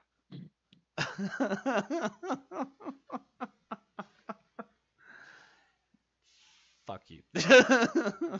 Oh no, that honestly that's fine, but let's see. Well, Well, no, like I kind of like this, just a stream of consciousness. the problem is I'm distracting myself with projects right now, which is not good. um, honestly, I'm still down. Oh wait, what character did you what character would you actually want to try out and try to make it one of your new mains from the new cast? Oh, from Smash Brothers? I don't know. Okay, so I didn't play any of the DLC characters for the last Smash Brothers, but I've played pretty much every one of the characters for the Wii U, just not the DLC. And I don't know. I'm telling you right now, I'm pre-ordering the game so I can also get the Piranha Plant, and I want the I'm thinking about pre-ordering the. I'm thinking about getting the uh the the season pass thing where they give you all 5 of the characters and stages. Which, by the way, give me one idea of like one of the characters and stages you want to see. Not what you think, just off the top of your head. The Which, desire. yeah, Side your of it. desire. Because I can tell you mine if you want a minute or two to think about it. Well, I know it's on. I already know what I want. So I already have mine. Okay, And go I on. don't think it's going to be happening because they technically got in already. Oh, okay. That would be my boy Gino. That would be my boy Gino. Oh, you don't want him as a trophy or an assist. You want him as an actual character in the game. Well, actually, he's a Mii Fighter costume. Oh. Which is a bit of a shame, honestly. See, I actually weirdly have two, since they're including Castlevania in the game. But I'll tell you what my first one was. Oh, what stage would you want with that, or did you not think about that? Because I have an idea for a stage for one of mine. Actually, the stage would be still pretty.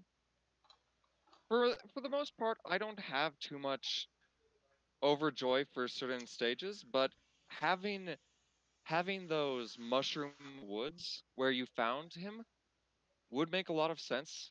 It would have one of my favorite sounds of music, and also, if Gino did get in, it is likely that that would have been his stage, since when somebody data mined Brawl, they actually found music from for that. You can actually search it up. Brawl, beware the mush. Yeah, beware the forest mushrooms. Link Brawl. it, and I'll play it. Oh wait, do you think we'll get copyright claimed on that? We probably would, wouldn't we?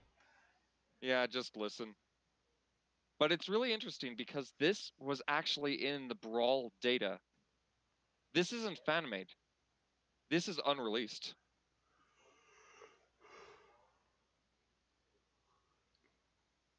So not only is it my hope, but it's also Well, it's still actually unlikely because Sakurai, I believe, has gone on a statement towards he does not want to put Gino into the game.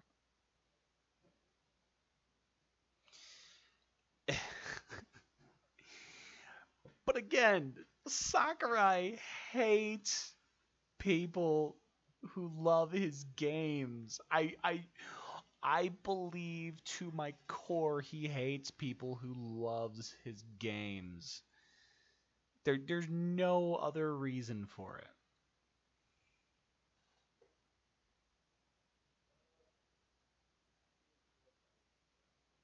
I'm trying to Well, find. are you trying to find a certain song or an image to link? I I'm actually on OC remixes right now Oh, dude. because this would be a perfect thing to be playing in the background. Super Mario RPG Legend of the Seven Stars, and I'm looking for Beware the Forest Mushrooms. There are 3 currently, both the original and then Gino's Woods. I'll send you a link, Kyle. Before Honestly, it's a shame that we can't like share music just for for conversation. Yeah, that But would be cool if you could hear what I'm hearing at the same time without having to send you a link. I'm gonna play it real quick. well, I'm starting it now. Okay, wait. So OC Remixes is this strange website that I haven't got like too much time to look into, but they're always pretty awesome. Like the people there are the people I love, the people who put hours and hours of effort into making a piece of music. This is a really nice song, isn't it? I'm about 32 seconds in. This is what everyone's hearing what I'm hearing. Oh yeah, I'm 32 seconds in too. There was always something really charming about Beware the Forest Mushrooms. You know what, this brings up a really good question I got to ask. Do you think we're going to see a new Super Mario RPG out sooner or later? Because I would love to get a new one. I know there's been the Paper Marios and the Mario games, but those have all been on the handhelds. Do you think we're going to get one on the Switch anytime soon? Well, I don't think so. Ah. Nintendo has a really strong mindset, and we've heard bits of it from Shigeru Miyamoto, like people talking about how he acts towards the projects. Mm-hmm. That the games need to always be fresh and new. They can never be what the fans wanted from the past. They always have to be fresh, new, and crazy. And you cannot, and he generally despises the idea of having tons of variety of characters just because Mario was always a game about Mario, Luigi, Bowser, and Peach. But if you're going to have an RPG, then you need a wide variety of characters, you know? By the way, that was Gino's Woods by Orky Bash on OC Remix. Oh, dude, actually, there's some music that was stuck in my head, but I don't have the name of it right now. I got 3 games pulled up in front of me right now. Donkey Kong Country, Chrono Trigger, and Castlevania Dracula X. Actually, you know what character are, and I know this is probably drawing from your pool of characters you'd want to see in Smash, Mm-hmm. but they have Simon, they have the other one who is another character, what's it called, an Echo Fighter to him. Mm-hmm. I would actually love to see Alucard. Okay, that was my second one. I was gonna say Alucard is a dude that I would love, especially if they just copy his moveset from Symphony of the Night. Oh my god! But The amazing thing is with that character, they can play him both off as a protagonist and an antagonist. holy shit! You know how excited I was that they're taking Ken's moveset from Turbo 2? Holy crap! Turbo 2. Hey, Turbo 2 is my favorite Street Fighter out of all of them. There's been like 6 versions of Turbo, by the way, but like Turbo 2 is my favorite. Um, before we get too far, I totally agree. Alucard. Let's get back to Alucard. I do want to talk a little bit more about Alucard. Um, but that I th- Alucard would be a great character to add in Smash, especially if like you include Dracula as one of the bosses, which I thought he was one of the bosses that we've seen at least. Because I know he's about the only new boss I could think of then. At the moment. But have you played Symphony of the Night? I have not actually. We I've should sit got down some. and play it one of these days. You know, it's this really weird thing where you want to play in a really old game, but you also don't want to do the illegal action of pirating it. But it's like buying it now does not support the people anymore, you know? No, and I don't even know where you'd be able to find it honestly without pirating it. Especially because it's so popular, it would probably be one of those games that costs $150. I'll tell you what, I would if I can, I'll definitely set you up with Symphony of the Night, and then you just stream it. I'd still need to make sure that I can actually get. Oh, I'm looking into it right now, Kyle. Well, minute make sure I can look into like finding a way to stream with. with Well, your all rig. I need is a mic for the most part. Symphony of the Night isn't that heavy of a game nowadays. It's not that hard to pirate any or pirate ROM. It's not that hard to ROM anymore. Also, it's been on like every other major system, I believe now. It's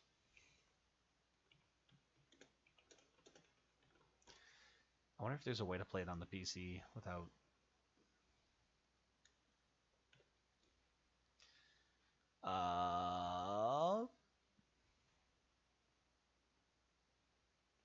Is there any Castlevania? Oh, it is only ROMs. Oh, that's weird. Wow, it really is just ROMs. Sorry. Holy. No way to get it. Dude, Look, I'm not even surprised, honestly. But Like, before we get too stuck down this rabbit hole, by the way, I want to get back to Smash. So finish your thought and we'll get back to Smash.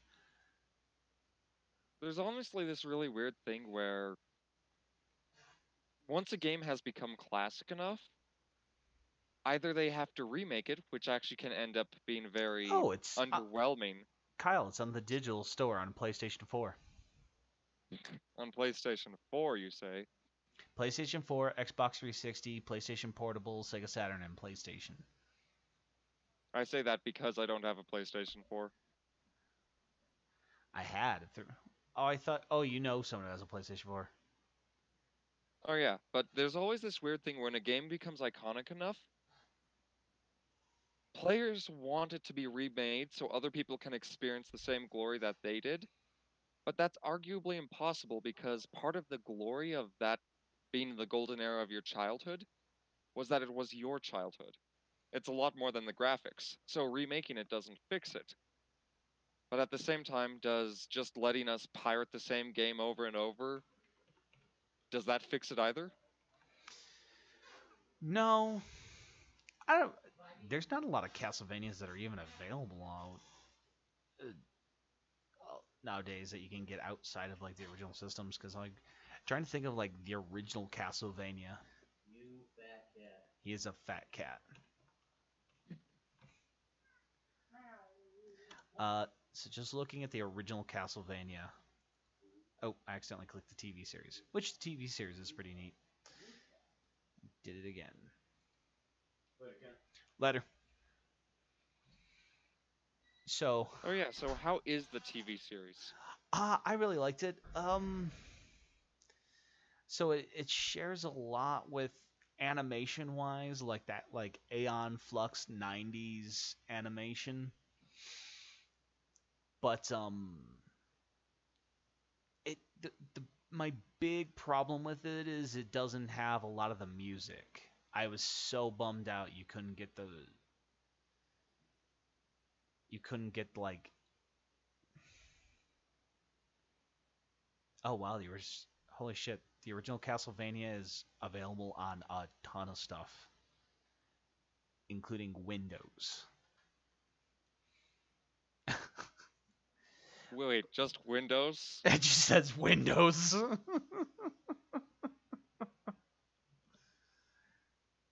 But I'm sorry, repeat the question. That one made me laugh too much. Go say it again. Oh, the new TV series. I liked it. So yeah, the only thing I disliked was the music. That there was no Castlevania music. Like it was kind of goofy. It was pretty. It was goofy. It was fun. It was silly. I think it definitely could have been better. I can tell you a bunch of stuff that it could be better. But as you, someone who hasn't, I'm guessing you haven't played a lot of the Castlevania games. I actually did have a touch of playing it a little bit, but I didn't get too far. And maybe the closest I came to playing Castlevania would be Shovel Knight. Uh, so it doesn't go chronological. It goes.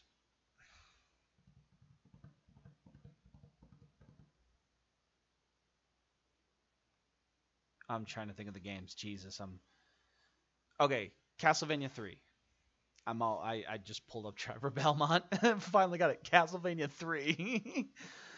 Castlevania 3 is Trevor Belmont. He's the main character of the story. So what it is it that's right. I forgot. So in Castlevania 3, the mechanic is as you're playing through it, you can beat certain bosses and you'll unlock a secondary character that if you hit select you can switch to, and it's one of three characters. It's the pirate Grant, who can climb up walls. He's really cool and he can throw daggers and stuff. He's a really cool character. He's my favorite just because he in general is just like a really cool character. You can also get Sylph the mage, or you can unlock Alucard, who was locked away by his father. Because he was a rebellious teenager who listened to too much classical music late at night. Yes. Yeah. That damn new classical music. He should have been listening to metal. What have I taught my son? You should have been listening to metal the whole time, like Vampire Killer. Dun dun dun dun dun dun dun dun dun dun dun. Yeah, that's right. But anyway, so yeah, so basically in that game you get those three characters. Alucard was neat. I just called him Dracula. Alucard was neat because he could turn into a bat, and a lot of areas where you just wanted to skip the difficult jumping portions, you would just bat through, and if you were good enough, you could dodge stuff. And okay, so, question. What? How hard was it to unlock Alucard? Once you beat the boss, like you'd go, oh, like you freed me from the curse. It's like, thanks for letting me free. It's like, I'll join you in your travels. Literally, you would just beat a boss. I know certain of them you could miss, because Castlevania 3 had this really cool thing where you could like choose different paths, but I can't remember if the bosses could be missable, if you can miss any of the characters. Sylph was pretty neat because she had magic and stuff like that. But like I said, I thought Grant was the coolest because primarily he could walk on walls. Like he literally could like scale like he could literally latch onto a side of a wall and just climb up it. And as a kid, I thought that was so much cooler. But once you get a little bit older, Alucard's the better character because you can literally fly through areas. Anyway,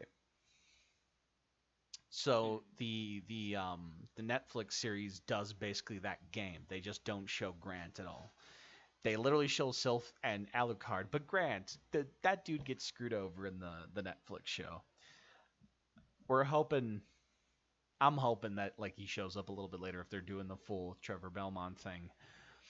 Simon is the best Belmont. I'll tell you that right now. Simon Belmont in the first Castlevania, uh, I think he's the coolest because he's like full on barbarian and everything, and like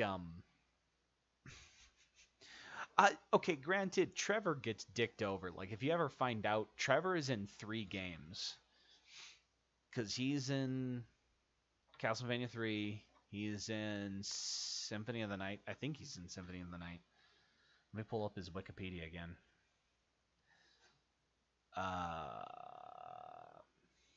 He's in Dracula's Curse, Curse of Darkness, Judgment.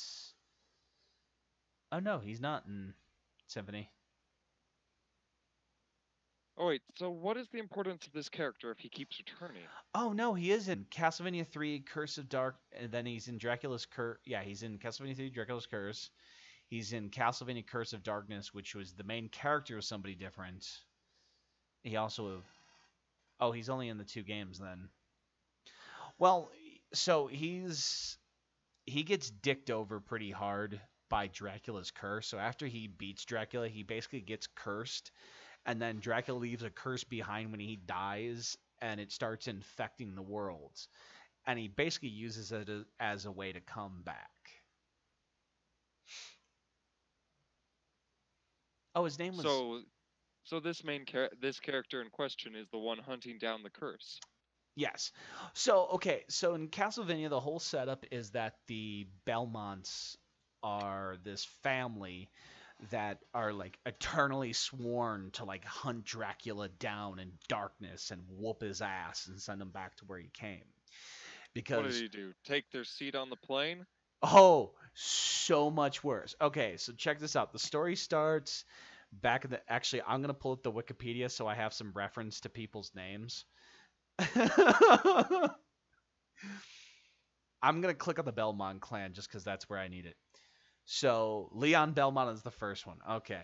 So, what happens is in the first Castlevania, this dude, Leon Belmont, sets out to go find his betrothed or his, like, fiance or something like that, who's been basically kidnapped by this vampire who's not Dracula. Let me state that. This vampire is not Dracula. He is the current Lord of... Dracula's uncle? No, he's just a vampire who existed before Dracula, who's the current Lord of Darkness. And so, like, he heads out there to go find this guy. He fights through a bunch of his minions, gets a weapon called the Vampire Killer, which is the whip, that all Belmonts use. That's why every Castlevania game, there's a character with a whip. And eventually, through just sheer upgrades alone, it becomes a ball and chain. But anyway, so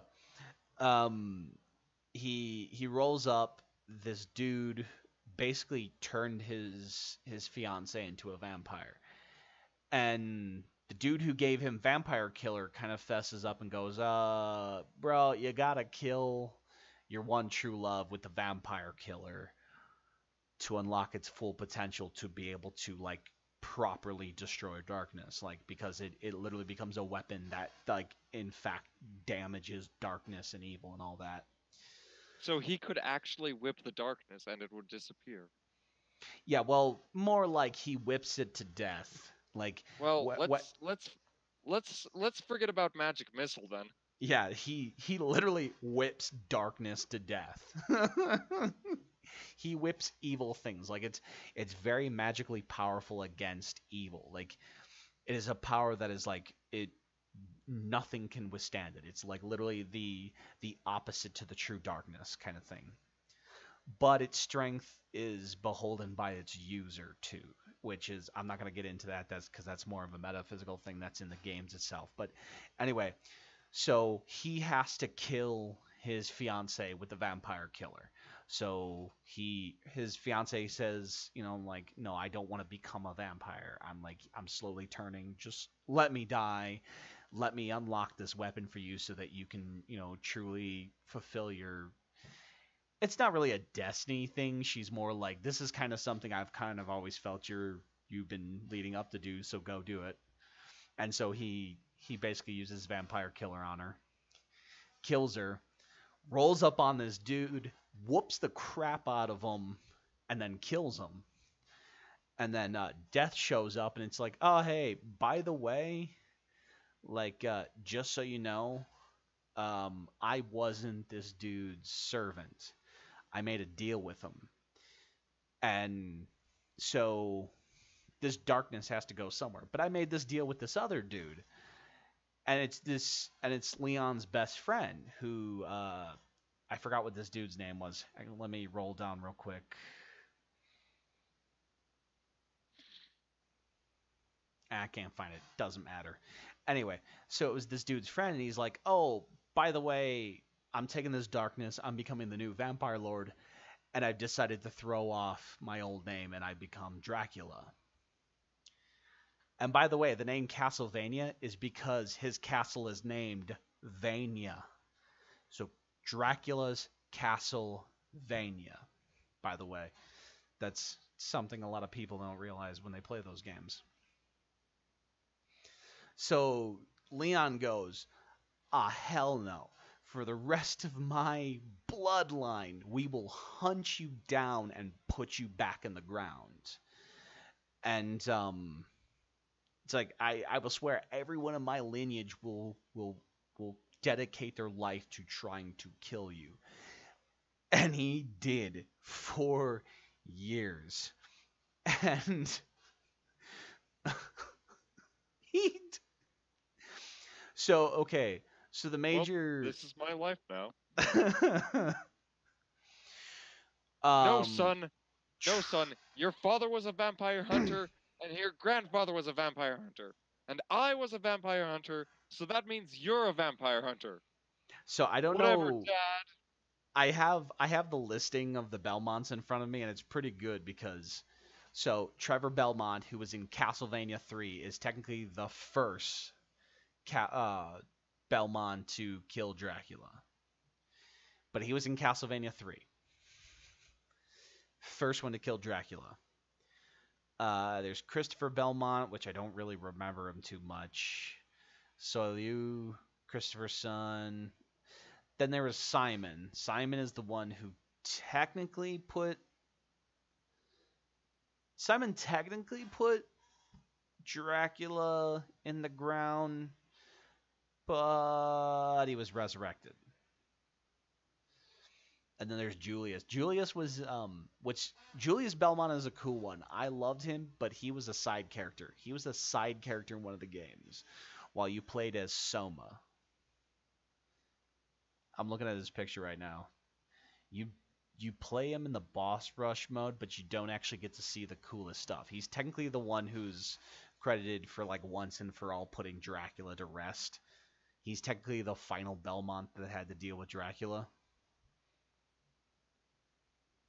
Unless they've added more stories. So wait, they actually did reach a point where Dracula was put down? Oh yeah, there was this one point where they went, like, really far in the future.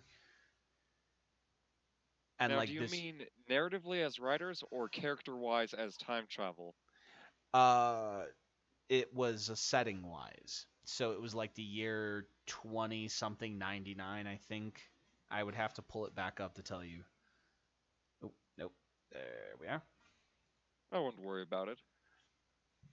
Well, I mean, might as well right here. So it was, it was 1999. It came out in 2003. Oh, no, sorry. It was 2035. Okay. I forgot. Sorry. I thought it was... back when the mute was hip was when Dracula got put down. 2035 is when... Sorry. Where I read it is Julius Belmont was the one who defeated Dracula in 1999, but the game takes place in 2035, which is supposed to be the last Castlevania that we had to deal with Dracula, story-wise. There's games, but as I've pointed out before, Castlevania games don't take place linear. Castlevania 3 is technically the first Castlevania, then it's Castlevania 1, then Castlevania 2, then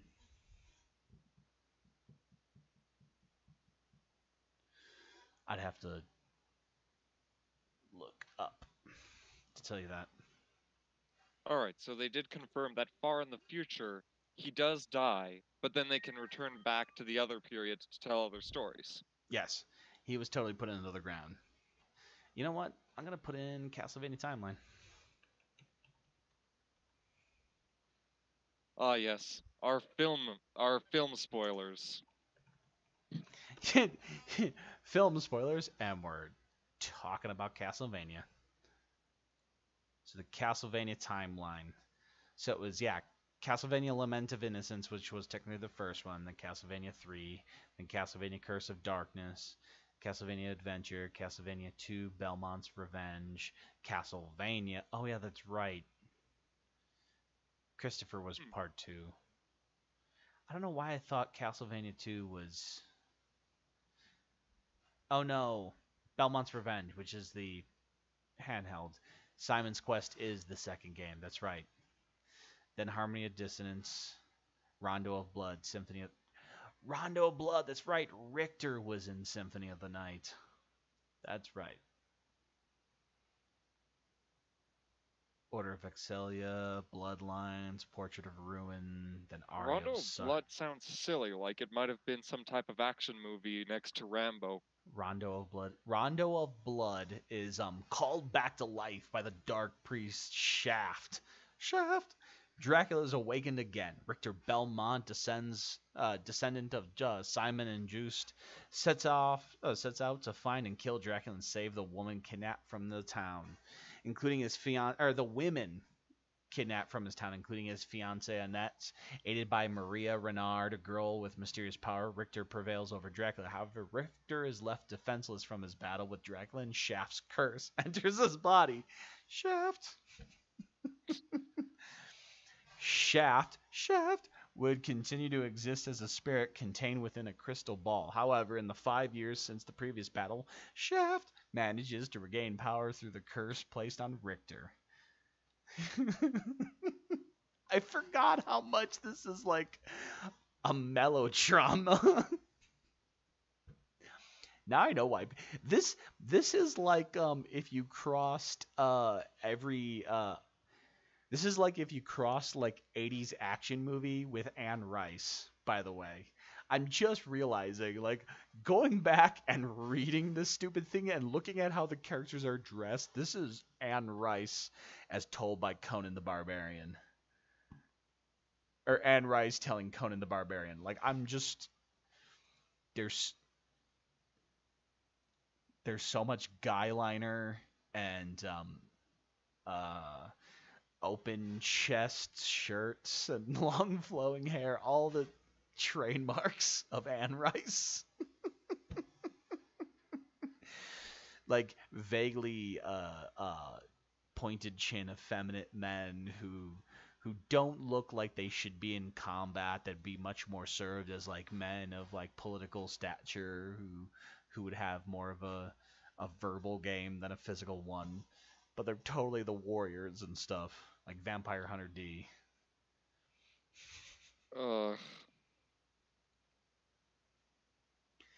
Did I just scare you away from Castlevania, Kyle? From that one game, maybe. Symphony of the Night is still a great game. I'm not gonna lie. Symphony of the Night is a great game. Castlevania, well, I'm saying Castlevania in general feels like... I finally get why people are like so into it. It's like the dude version of Anne Rice. I just realized like it's the dude version of Anne Rice. Alright. Hello, Internet. I am an idiot. What is Anne Rice? Anne Rice? The author. She did like the Vampire Lestat. Interview with a Vampire. Oh yeah.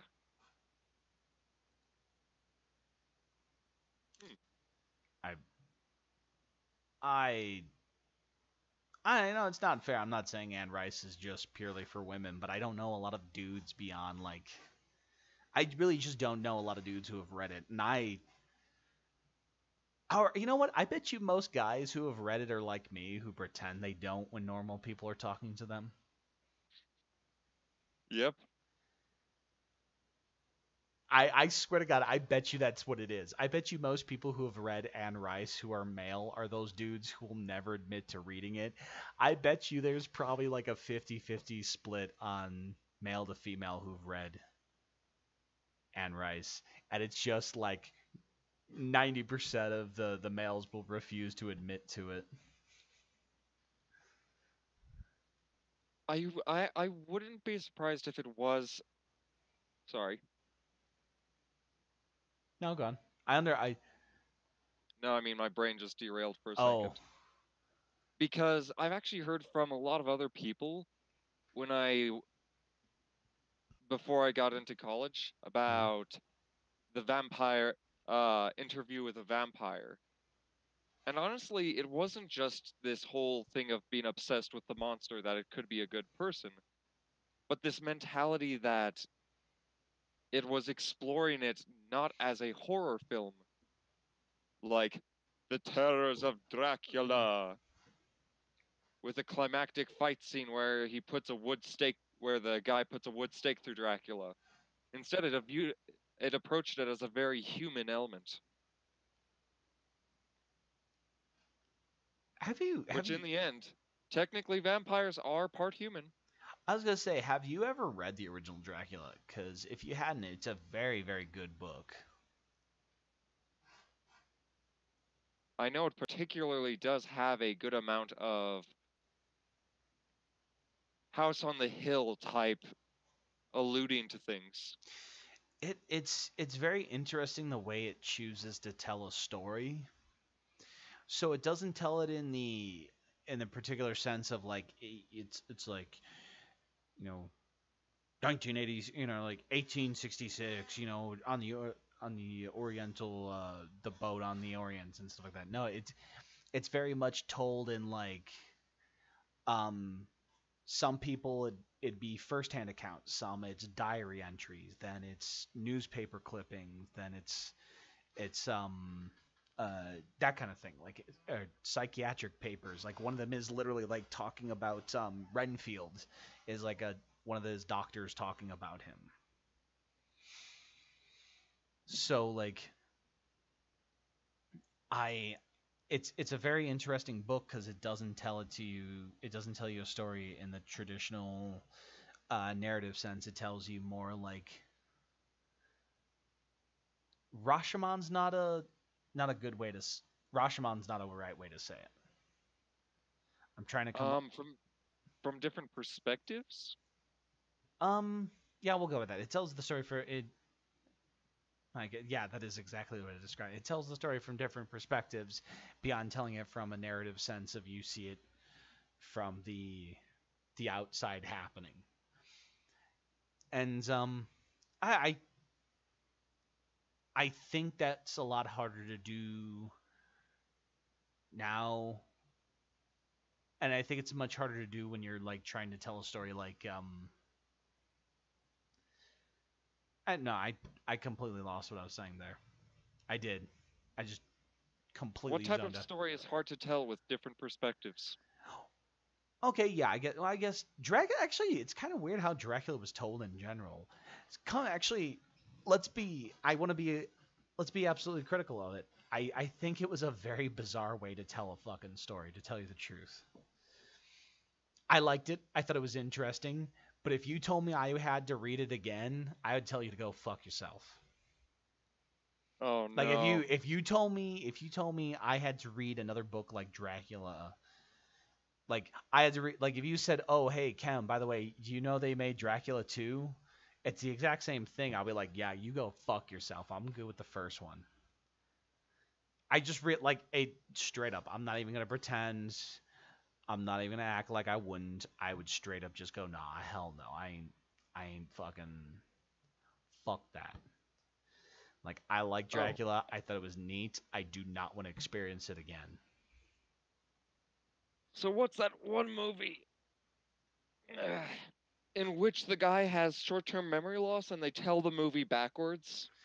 Oh, Memento. That's another one. That's kind of the Yeah, same thing. Memento is clearly on that page. Like it's good. I thought it was a very good movie. I thought it was really well done. I will sing its praise every day, but if you told me I had to watch it again, fuck you. just just just saying. Just saying. Yep. I am with you, Kyle. I am with you 100% on that. I mean, actually, like, I really love when people are daring and try something really strange with their storytelling. But every now and then there's something that you say, you know what, that was a really nice experiment. Please don't ever show me it again. Yes, exactly. I completely agree. It is a In decent fact, movie. It is a fun movie, but do not make me do that again. I did make a game which I can describe in that same tone. By the way, we lost track. I still have one more thing I wanted to say about Smash Brothers before we get too far from it. Are we too far yet? Let's I keep going. Damn it. Okay, go on. Keep going. No, I'm joking. I could go into this game that was just. I could go on about this game that I made that even I'm afraid to play it. You know what game you've no, okay, so this is where we get stuck in a in a time hole. Is where we keep going, "Hey, do you remember this or do you remember that or do you remember this?" Cuz we will keep talking about stuff.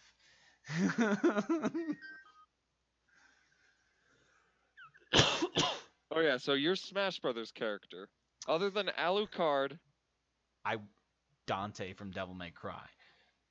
I think he would be a neat character.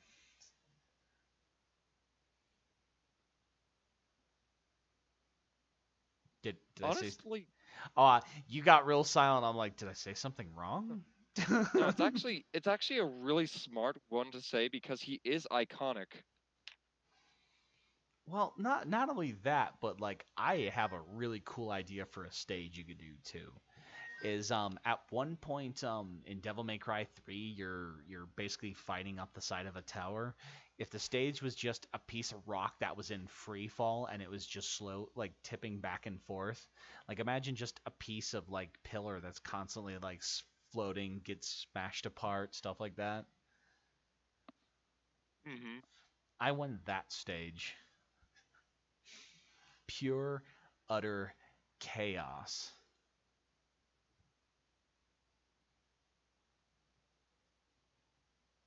Actually, on the same note as Dante, I know some people might disagree with me on this, but if Smash Brothers is for the most iconic characters, Sora from Kingdom Hearts.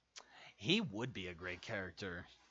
Especially because in his own game that he comes from, he hits things in a very cartoonish manner, and they don't bleed, and they don't disappear after running out of HP. So, him hitting somebody and them flying off into the distance wouldn't be too out of place. He would be a great character. I like it.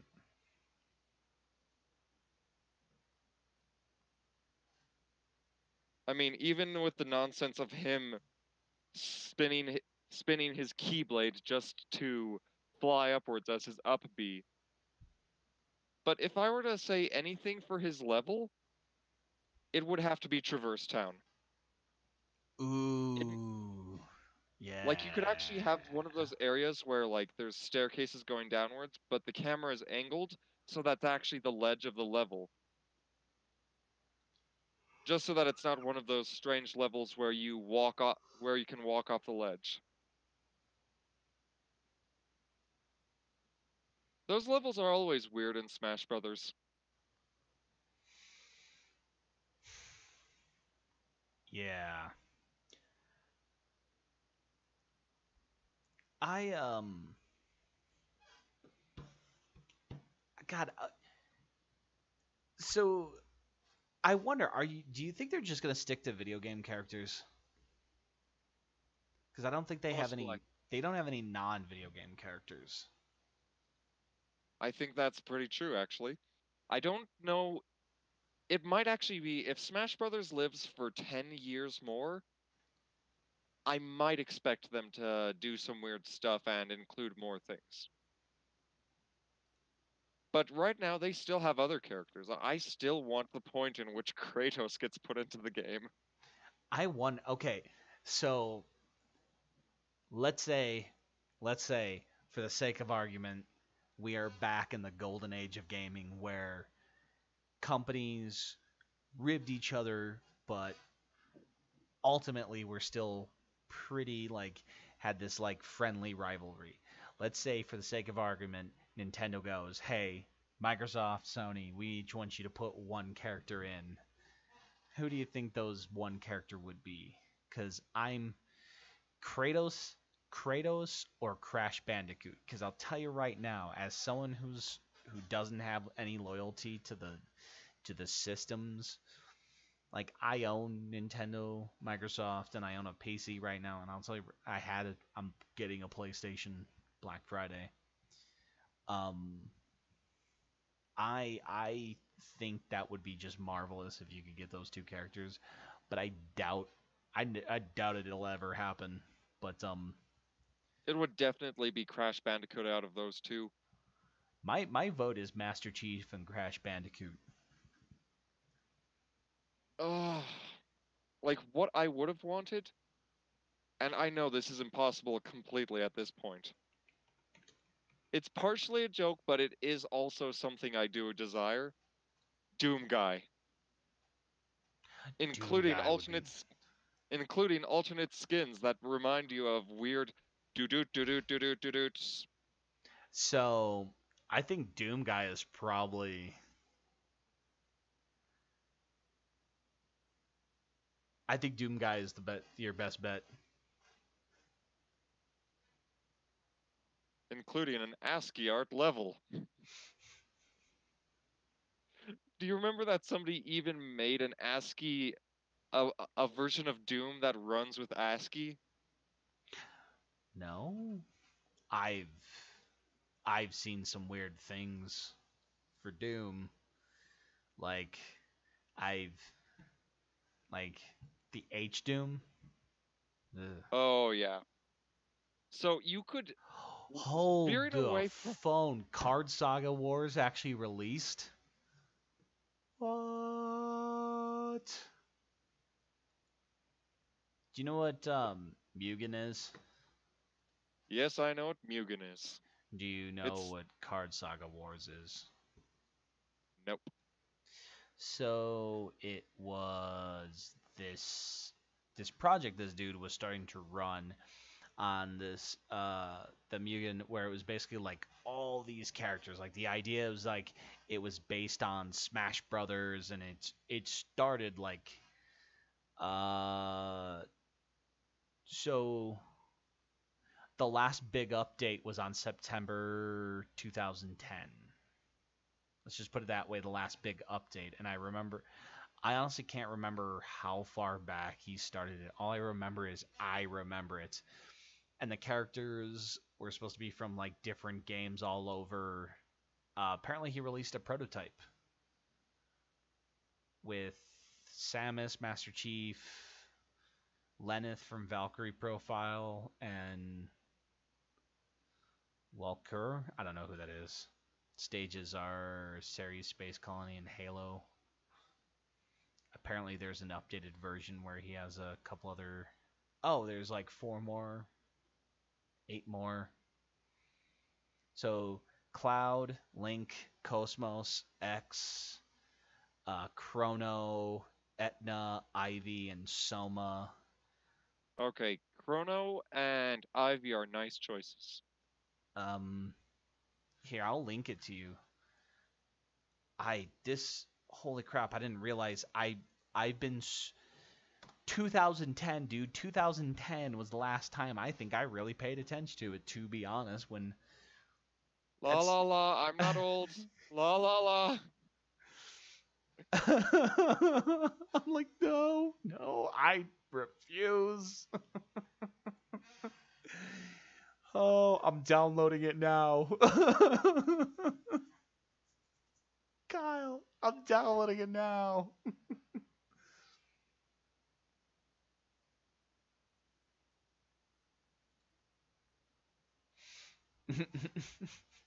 Okay.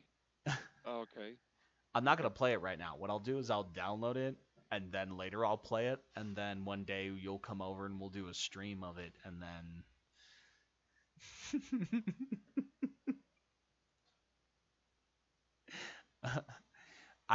Dude, I want to do a stream of this. This is a.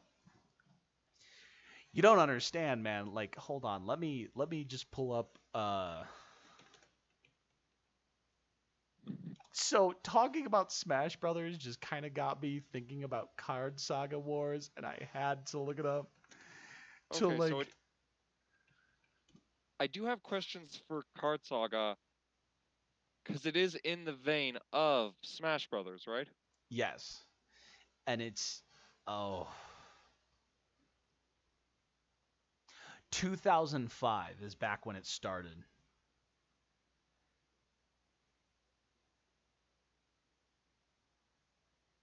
2005. Jeebus. See, this is why the video game industry is nightmarish. No, you think you don't have the patience? You don't think you have the patience to wait 13 years for a fan game? Think about the person making it.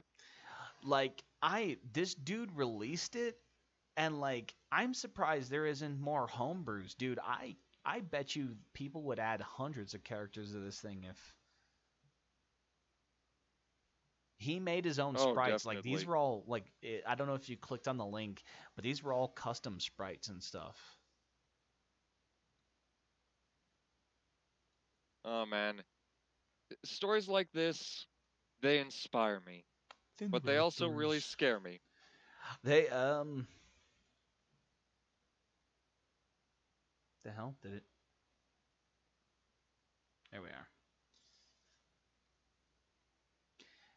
Like, you know that problem when you're like, oh man, yeah, I want to be an artist, and then you look up examples for how to be an artist, and you see somebody with like mountains more skill than you, and you're like, oh, okay. Okay. It's like, I want to be the best. Never mind. Then you look at the best. I want to be mediocre.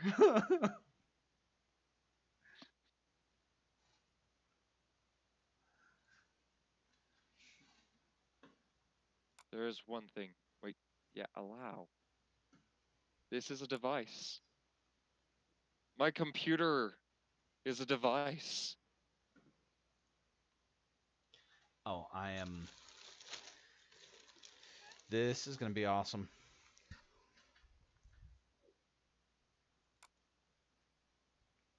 Oh yeah, so there was always that.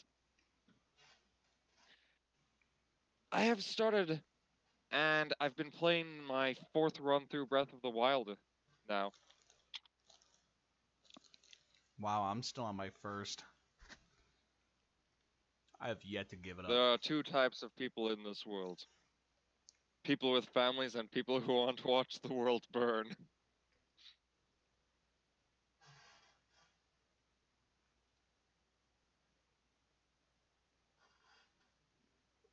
To be fair, it's a great game. Yeah, I'm currently running these self-imposed rules to help make it feel like a kind of like tonally like Ocarina of Time. You know in Ocarina of Time how I could only teleport to 5 places? Mm-hmm. I'm kind of doing that for this Breath of the Wild run. You would love Red Dead Redemption. So for the most part, I'm just gonna have to travel everywhere. Kyle, if I had infinite money, I would just buy an office building. I'd just build a building or buy a building to set you and a bunch of people up in front of a TV and we play games that I know you've never played. Because I know for a fact you would love Red Dead Redemption 1 and 2.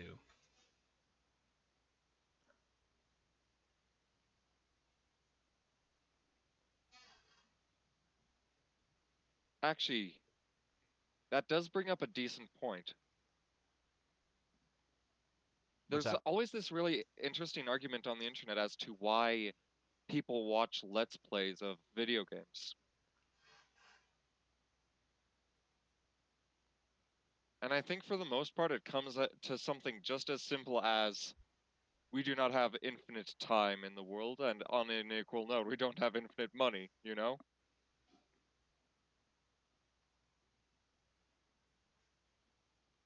That is true. Oh man, stupid. Ugh, of course I'm not ever gonna play any other games, because I'm addicted to... Of course I'm not gonna play any new games, because I'm addicted to Dead Cells. Kyle. So we rambled on for about 2.5 hours now. You wanna ramble on for about 3 more hours? No. That's why I'm saying... Friendship over. If I could make a clicking noise, I want you to know it'll sound like this. Click, and then you hang up. For, Yeah, so this has been... This has been Ken and Disconnect. Ken and...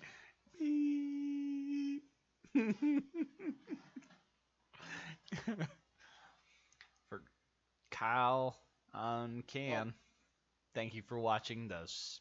And we're too many gumballs. So many gumballs. Wait, is it too many or so many? Shit, now I have to look it up.